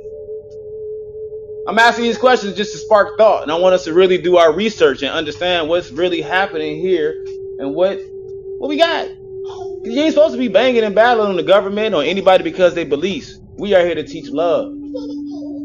Like honest to our assistant chair, our co-chair, we demonstrated earlier, he said he'd been in Moorish Science since 2010. He said something very profound, and he kept it very, very simple.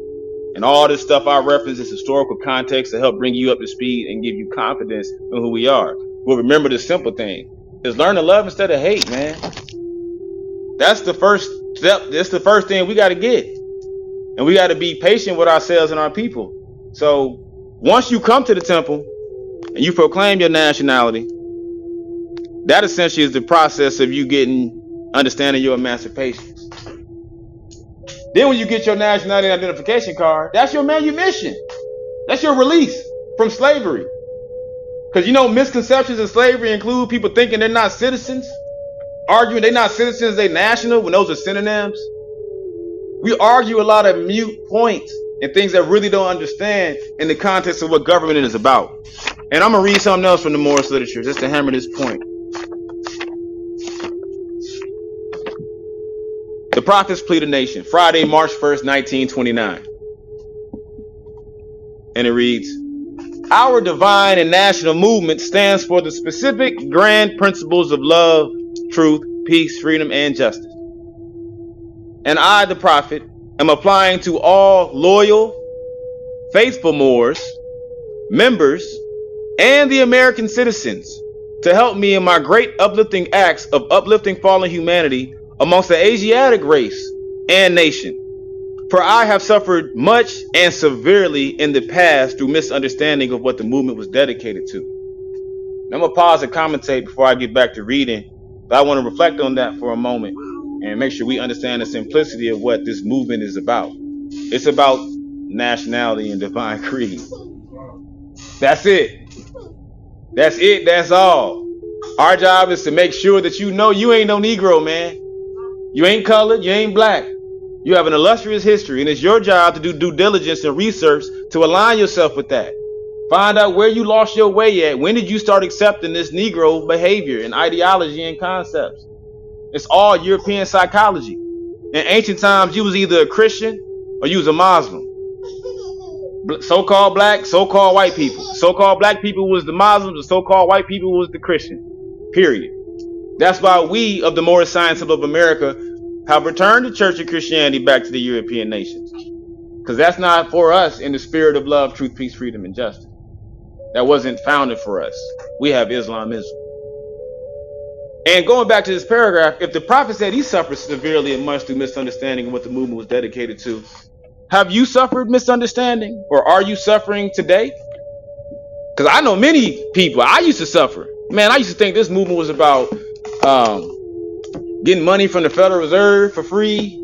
I thought it was about living tax exempt. I thought it was about securing property and all types of extra stuff. Because people, you go to YouTube, man, you get a lot of ideas. You get a whole bunch of stuff. You be like, man, but then you start teaching this to families and babies and children, and you ask yourself, does this stuff really make sense? Do you want your children out here doing this? Do you want your family out here risking their lives and their freedom around foolishness, people telling you to point and do something they ain't doing? This movement is about love, truth, peace, freedom, and justice. Period. If you don't get that, then you're wasting your time. Every Muslim should first, your library should consist of a Bible. Yes. Why? Prophet Zabuwr Ali said, don't throw away your Bible. He's going to use it to condemn the government. Don't throw it away. It's a divine record book. Has the records of us as a people, when you can read it in the context of understanding that the Moorish Americans are the descendants of the ancient Moabites who inhabited the northwestern and southwestern shores of Africa. Read Genesis and find out about us. Read Ruth the Moabitess. Our story, our life is in there. And that should be the first book you should have. And if you're a Christian, because that's your chosen religion, we don't have no problem with that. We love you. We love Jesus too. We got more in common than we have differences. All right. And as a Muslim and as a mastermind, I can meet you in your school of thought and I can show love because I do love you. I don't think your belief should be a reason for me to have an opposition to you. I don't desire groupthink.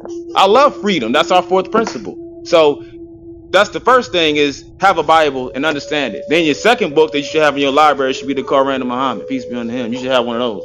The Qur'aan with the Q. You know how you want to pronounce it. Everybody got their different names, but you know what I'm saying? The big one, the thick one. You should have that. You should read that. I guarantee if you read that in the Bible, you're going to see so many common narratives in the storyline. You're like, hold on, man. These people shouldn't be arguing. We should be at odds with one another. We should be working together. What does the name Jesus mean? Jesus means justice. Stop being sensitive when you hear the name Jesus. We're not talking about a European guy. Unless you're European. That might be their idea of justice. We talking about the principles of your higher self. That's what we talking about here in the Moorish Science of America. And we love Jesus because we love your higher self. We know that's the true self. So, but that's the second book you should have. You should have you a Bible. A Bible, Qur'an. You should have the words of Buddha in your library. You should have that as a book that you study to help you learn peace. Jesus teach you love. Muhammad teach you the truth. Buddha will teach you peace.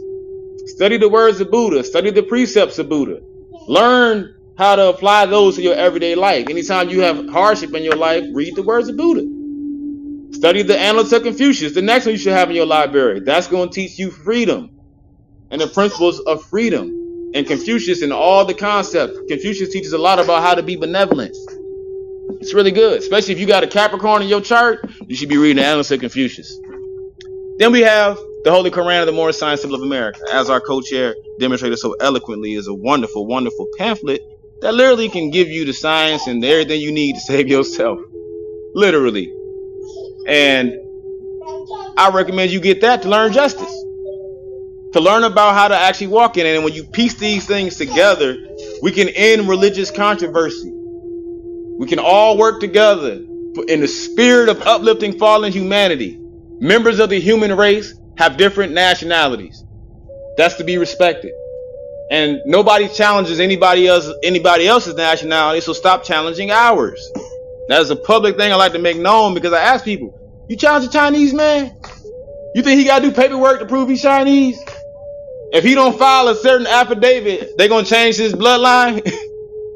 You think he care about them recognizing him? No. He ain't worried about that. Why? He actually demonstrating for his nation.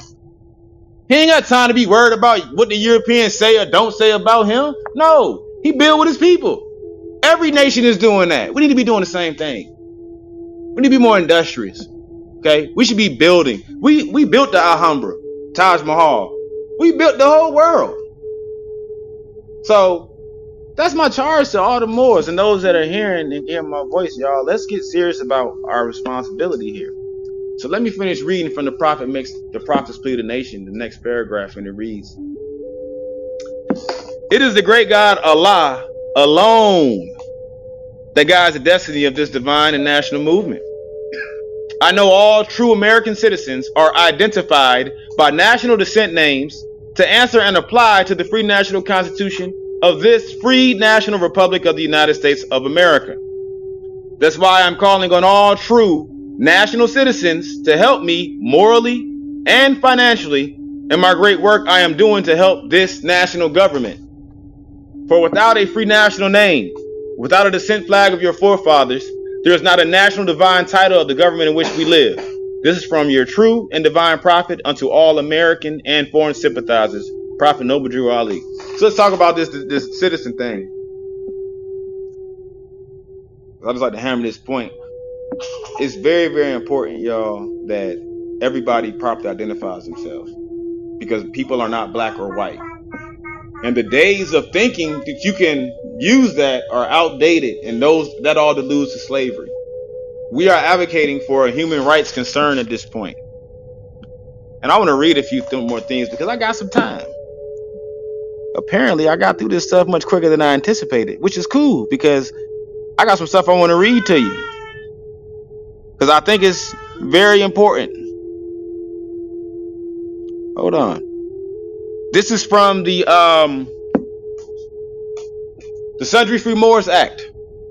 This is from the one in 2012. So for those, that was 10 years ago, y'all. So that's all of us should be interested in this and what they talking about. Okay. Now it reads, and I'm just gonna read the first paragraph, and it reads: "Apologies and declarations, Title 5, Section 501. Apologies from Spain to Moors and Jews." In 1992, there was an apology issued by the Spanish authorities to the Jews from Spain, presented to the President of Israel, which was 500 years after their expulsion from the Andalusia. An apology was issued to the Moors February 2002. Their expulsion came February 14th, 1502, after a treaty of capitulation was signed by Abu Abdallah, Isabel, and Ferdinand on November 25th, 1491. The Moroccan historian Mohammed bin Azuz Hakim published a letter addressed to His Majesty Juan Carlos I, King of Spain, asking him to present apologies to the Moors who were expelled from Andalusia.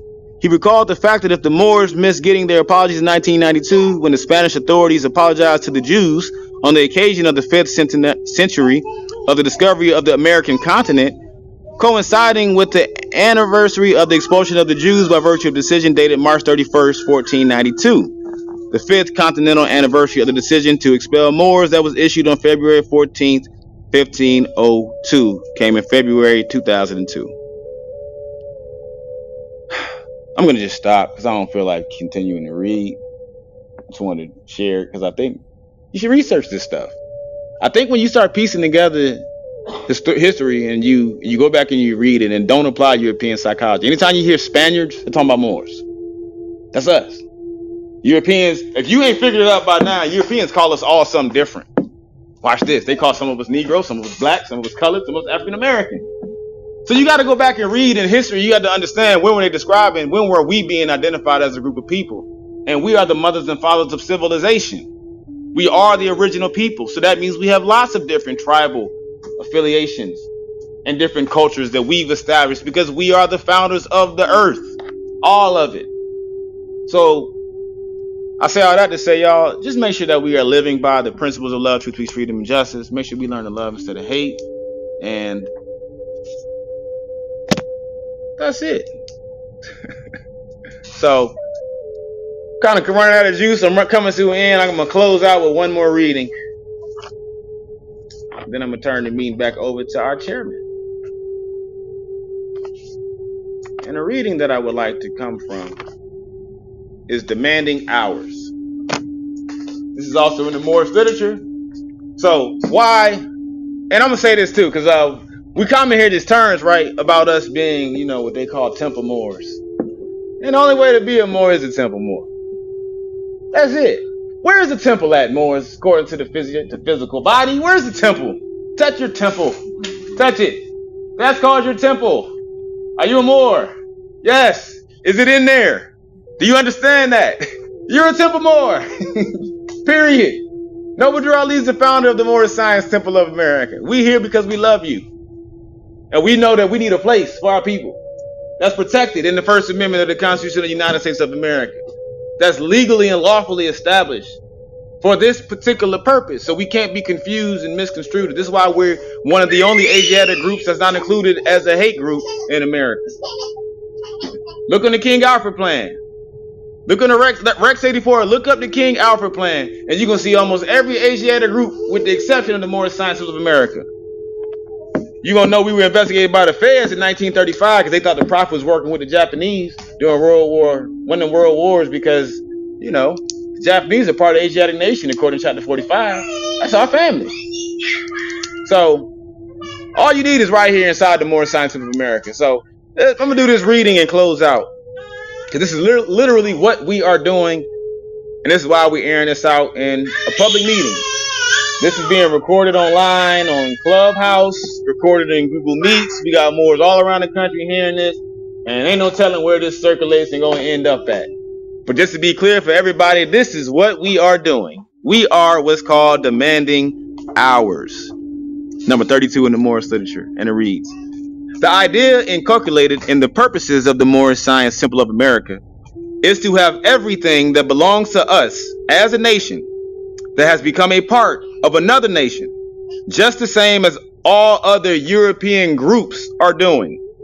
We must have the history of our forefathers taught to our children. We have ceased to calculate our history from the landing of the first 20 or the close of the Civil War. While all records of the tombs in the old world are proclaiming our glory to the nations, we have come now, demanding that we be given credit for the great work done in the past by our ancestors. We are not asking others to do this.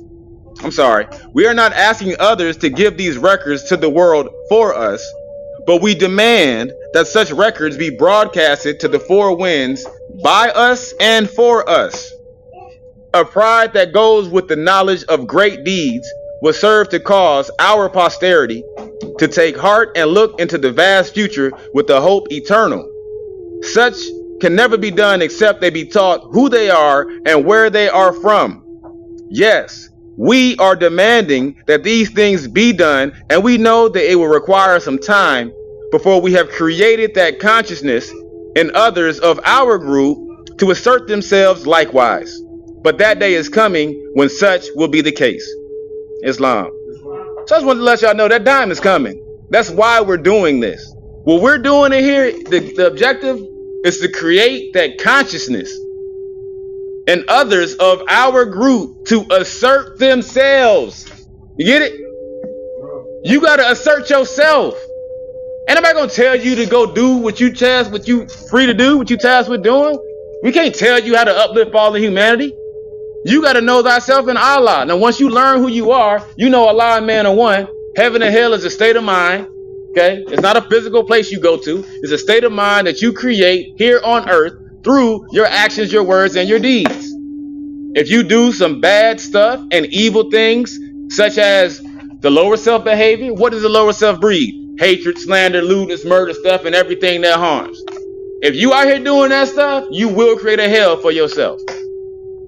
What is the higher self? The higher self is the mother of virtues and the harmonies of life and breeds justice, mercy, love, and right. If you in your higher self, you be breeding justice, mercy, love, and right. You do that, guess what? You create a heaven for yourself.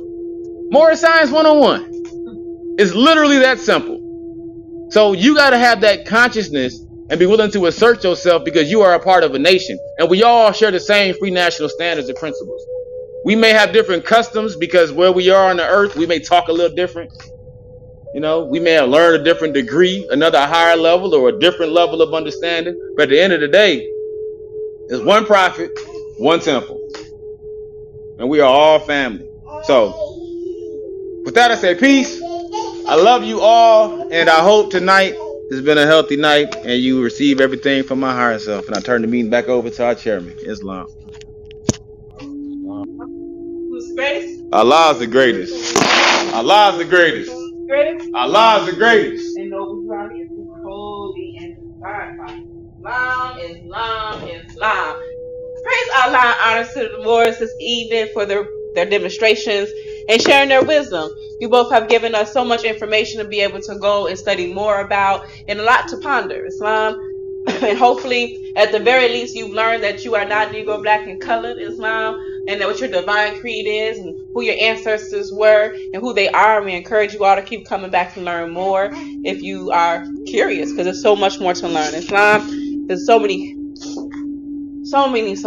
different details that we have to learn and unlearn Islam. So it's going to take some time. We must be patient with ourselves. But I give honor to you all for coming to learn more about who you are and studying yourself and being who it is, to be true, walking in your higher self. Islam. So with that, we are going to turn over to our business portion of the meeting. If you are online, please make sure you put your name in the chat box. Then we have those on Clubhouse. If you can please provide your names to your Grand Sheik so that we are able to get you down as well. Excuse me. And then more is here on site. I have the record book going around.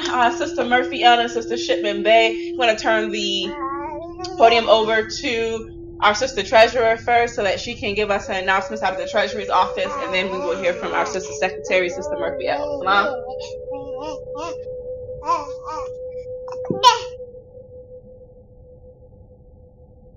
Sister Shipman Bay. Can you hear us? Okay, you're on mute, bud. You got something on speaker.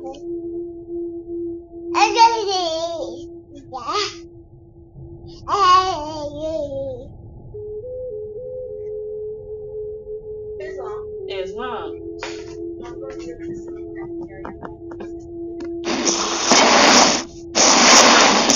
Sister Murphy L. Islam, our Sister Secretary. Put that phone closer. Today is Friday, so our next meeting will be on Sunday from 11 a.m. to 1 p.m. Eastern Standard Time. The link is in the memo. And then after that, we have another meeting on Wednesday, Islam, our Qur'an class, 8 p.m. to 9:30 p.m. Eastern Standard Time. Islam, if you did receive any emails from me, be sure to respond. If you needed any ID or anything like that, don't forget to go ahead and fill out those forms. Any applications, please go ahead and turn them in. If you need anything from me, you can reach me at Temple MSTA temple14.secretary@gmail.com. I'll go ahead and put it in the chat. Islam. Peace and love, Moors. Happy Holy Day. Happy Holy Day, sis. Gratitude. Sister Treasure, are you still having some challenges with technology?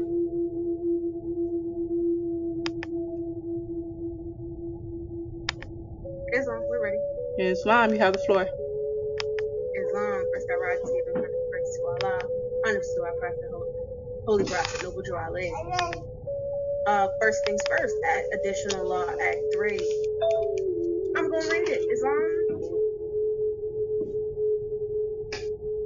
Act 3 is the lawful and divine duty of every good member, and he is able to give him finance to aid me in saving the nation, and if he does not, he is an enemy to the cause of uplifting his own people, and justice must catch you.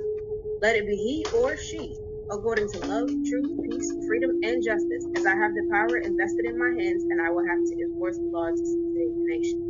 Islam?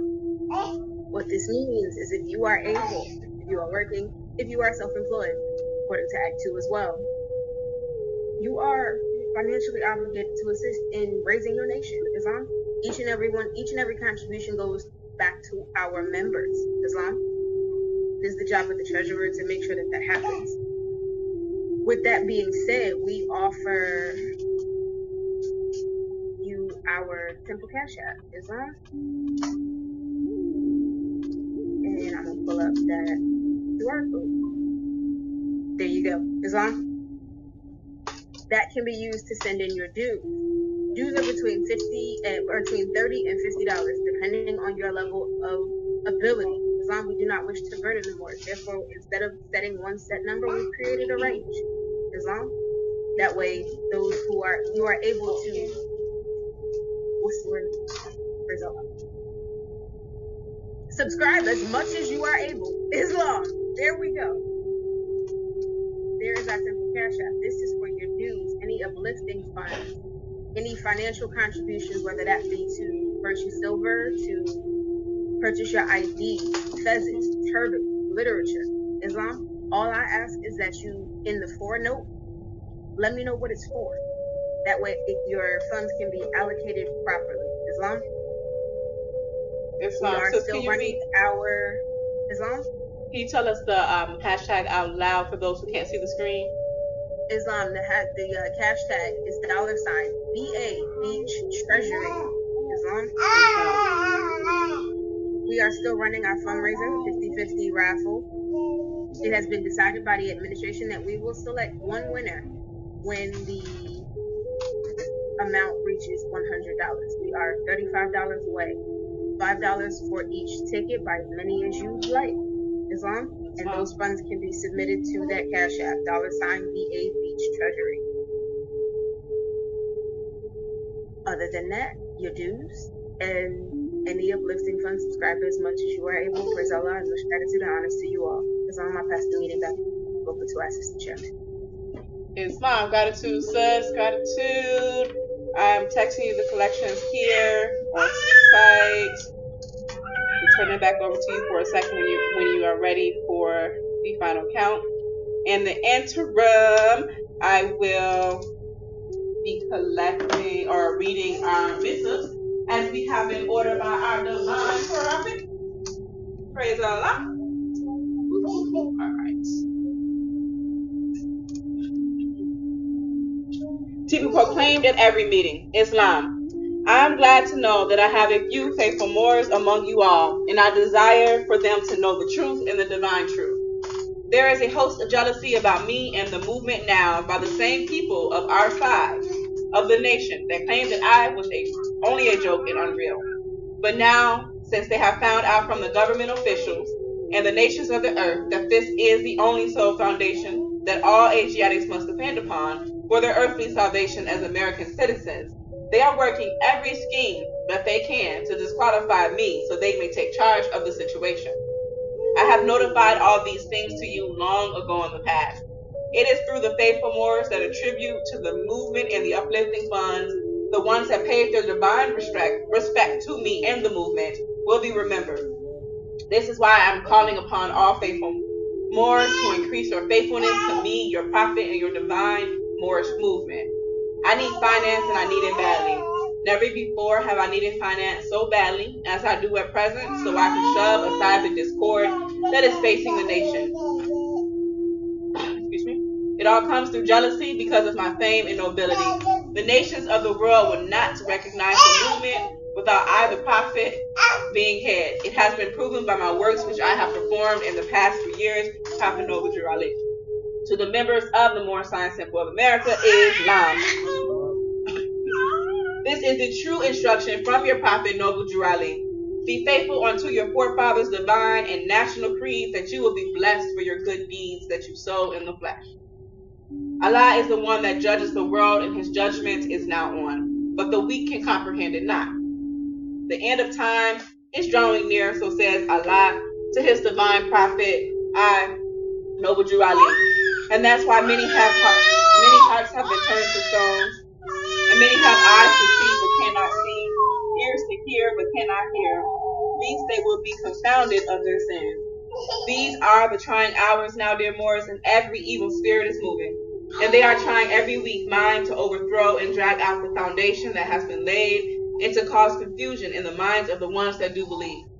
But if you have the true love of Allah and the spirit of your forefathers, you fear not what you hear or see, but will sacrifice the utmost of your very life to protect your movement and your prophet. Watch your enemy, dear Moors. Your enemies are the ones that speak against your prophet and ridicule him to the very lowest, and the ones that speak against your divine and national principles of your temples. Act accordingly, and Allah will bless you for your good work. Peace, our divine prophet, Noble Jurali. Islam. Sister Treasurer, do we have a final count? Islam, we do. Act 3, final count, $44. Islam, Moorish gratitude for all of your contributions. Remembering that finance is also intangible. It does not only equate to dollars. Islam, so thank you all for your contributions. With that, I'm going to turn the meeting over to our governor for our governor's warning. Islam. Islam, Sister Chairman? Yes, dear. We have a corrected account. Islam, sorry, we have a corrected amount. Islam. Final count is $69. Islam, $69. Praise Allah. Again, wait, it's still coming in. It's still coming in. Okay. Islam, no worries, so we'll come back to you after the governor reads the warning. Gratitude. Islam. Wonderful. Thank you, Morris. Islam. All officials, please rise. If you're able.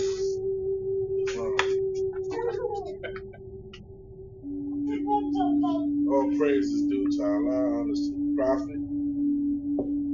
The Prophet warns all Muslim governors ordered to read proclamation at each meeting. Friday, January 15, 1929. I hereby inform all members that they must end all radical, agitating speeches while at work, in their homes, or on the streets. We are for peace and not destruction. Stop flashing your cards at Europeans. It causes confusion. Remember, your card is for your salvation.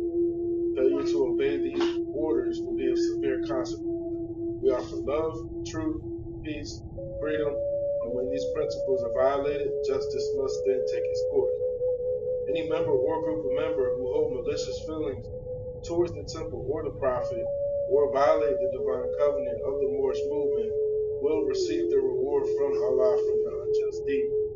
All true Moors will and must obey the law as laid down to them by their prophet. If they lose confidence in their prophet, they should turn in their card and button, cease wearing their turban and fez, and return to the state where I, the prophet, found you. This is a holy and divine movement founded by the prophet Noble Jurali, and if the prophet is not right, the temple is not right. The prophet, therefore, is sending out a divine plea to all Moorish Americans that they do their part in protecting their prophet and the temple. This is an everlasting movement founded by the prophet through the will of Allah to redeem his people from their sinful ways. Wow.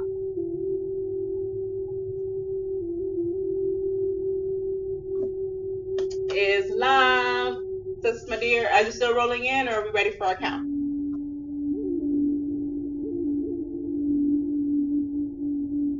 In the interim, if you are seated, please rise. Excuse me. The fallen sons and daughters of the Asiatic nations of North America need to learn to love instead of hate, and to know their higher self and lower self. This is the uniting of the Holy Quran of Mecca for the teaching and instructing of all Moorish Americans, etc. Islam, final count, $74. Islam, $74, Moorish Islam, and honors to you each in gratitude. The Holy Quran of the Moorish Science Temple of America, know yourself and your Father God, Allah, that you may learn to love instead of hate. Every man needs to worship under his own vine and fig tree, the uniting of Asia. Please join me in the recitation of the Moorish American prayer. Your feet together at a 90-degree angle, arms risen at the same, 5 on the left, 2 on the right. Allah, the Father of the universe. Allah, the Father of the universe. The Father of love. The Father of love. Truth. Truth. Peace. Peace.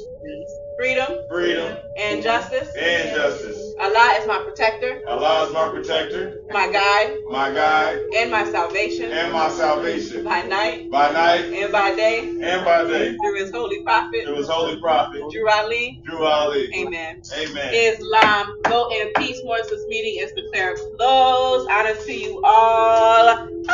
Praise Allah. Happy holy day. Islam. Man, we had our speaker all set up, y'all, and then afterwards it died. Oh. Okay, what Islam? Yes, something. We got people still up here. The meeting's officially over. Islam, can y'all still hear me on? Am I still on Clubhouse? Most definitely, Noble. 10 people came through, so I'm gonna get those names to you when we close out on here. So that way y'all can add them to the meeting. And I truly appreciate the blessing. I'm pretty sure everybody that stopped by. We had a lot of people come and sit for a while, and wonderful demonstration and illustration. Praise Allah, man. Prophet, man. Honor to you, Grand Sheik, for what you've been doing, and you hit me up right on time, man. So I don't know how long y'all gonna be up here. We close out pretty much at the same time. It was, like I say, perfect demonstration tonight. And it really gave me a lot of affirmation on how I've been, structuring things. I've been doing it according to how you told me to do it, and I see I'm on point. So as best as I can be, Islam. Islam, you're doing a wonderful job, Mo. But I'm gonna get in your line later. I gotta deal with the Moors up here. That's right. That's right. Much love to everybody there, and peace and blessings. All praises due to Allah. All right. Islam. Appreciate y'all. Peace and love, family. Love y'all. Islam. All right, y'all, with that, I'm going to put them on mute, and we're gonna go into just a little bit about the Civics 101 that's pinned to the top of the room, and then I'm going to pin another link before I close us out. They already did the prayer and everything, so we are officially closing this session for tonight. So I'm just gonna pin that Patreon link so that way y'all could join us. Like I say all the time, it's less than a coffee to get involved and make your contribution as a member. So let me go ahead and pin that link to the top of the room so that way at least everybody got it for tonight. And we're gonna close it out here. Appreciate your brother Noble Brian for stopping through. And all honors to all the congregation of guests that came through tonight. We had a great demonstration tonight, and showing you the walks of why I do what I do on the regular on this particular app, and how it sounds fundamentally being in a temple space. And so that gave a great example of how it's gonna be from when we're live and we're actually embodied, and when we're actually still working through the social audio networking app, which is becoming one of the most popular things to reach people, especially our people, through the highways and byways of this sea of commerce. So peace and blessings to everybody. Peace and blessings, Noble Brian. And you got to help me with your is Yandi Gaboon Zamundi El, Honorable Yandi Gaboon Zamundi El, aka Brother Brian Boland, Honorable Brian Boland. Yawande Gabon. Yawande. Okay, Yawande. All right, you got to help me with that from time to time. But Noble Yawande El, And appreciate Brother Kenny Kell. All honors and praise is due to the prophet himself, to Supana with the Allah, and the forerunner, Honorable Marcus Garvey, and everything Moorish. So with that, y'all, we're gonna close out. Y'all have a blessed, happy holy day, and enjoy the rest of y'all night. True peace. Wadu.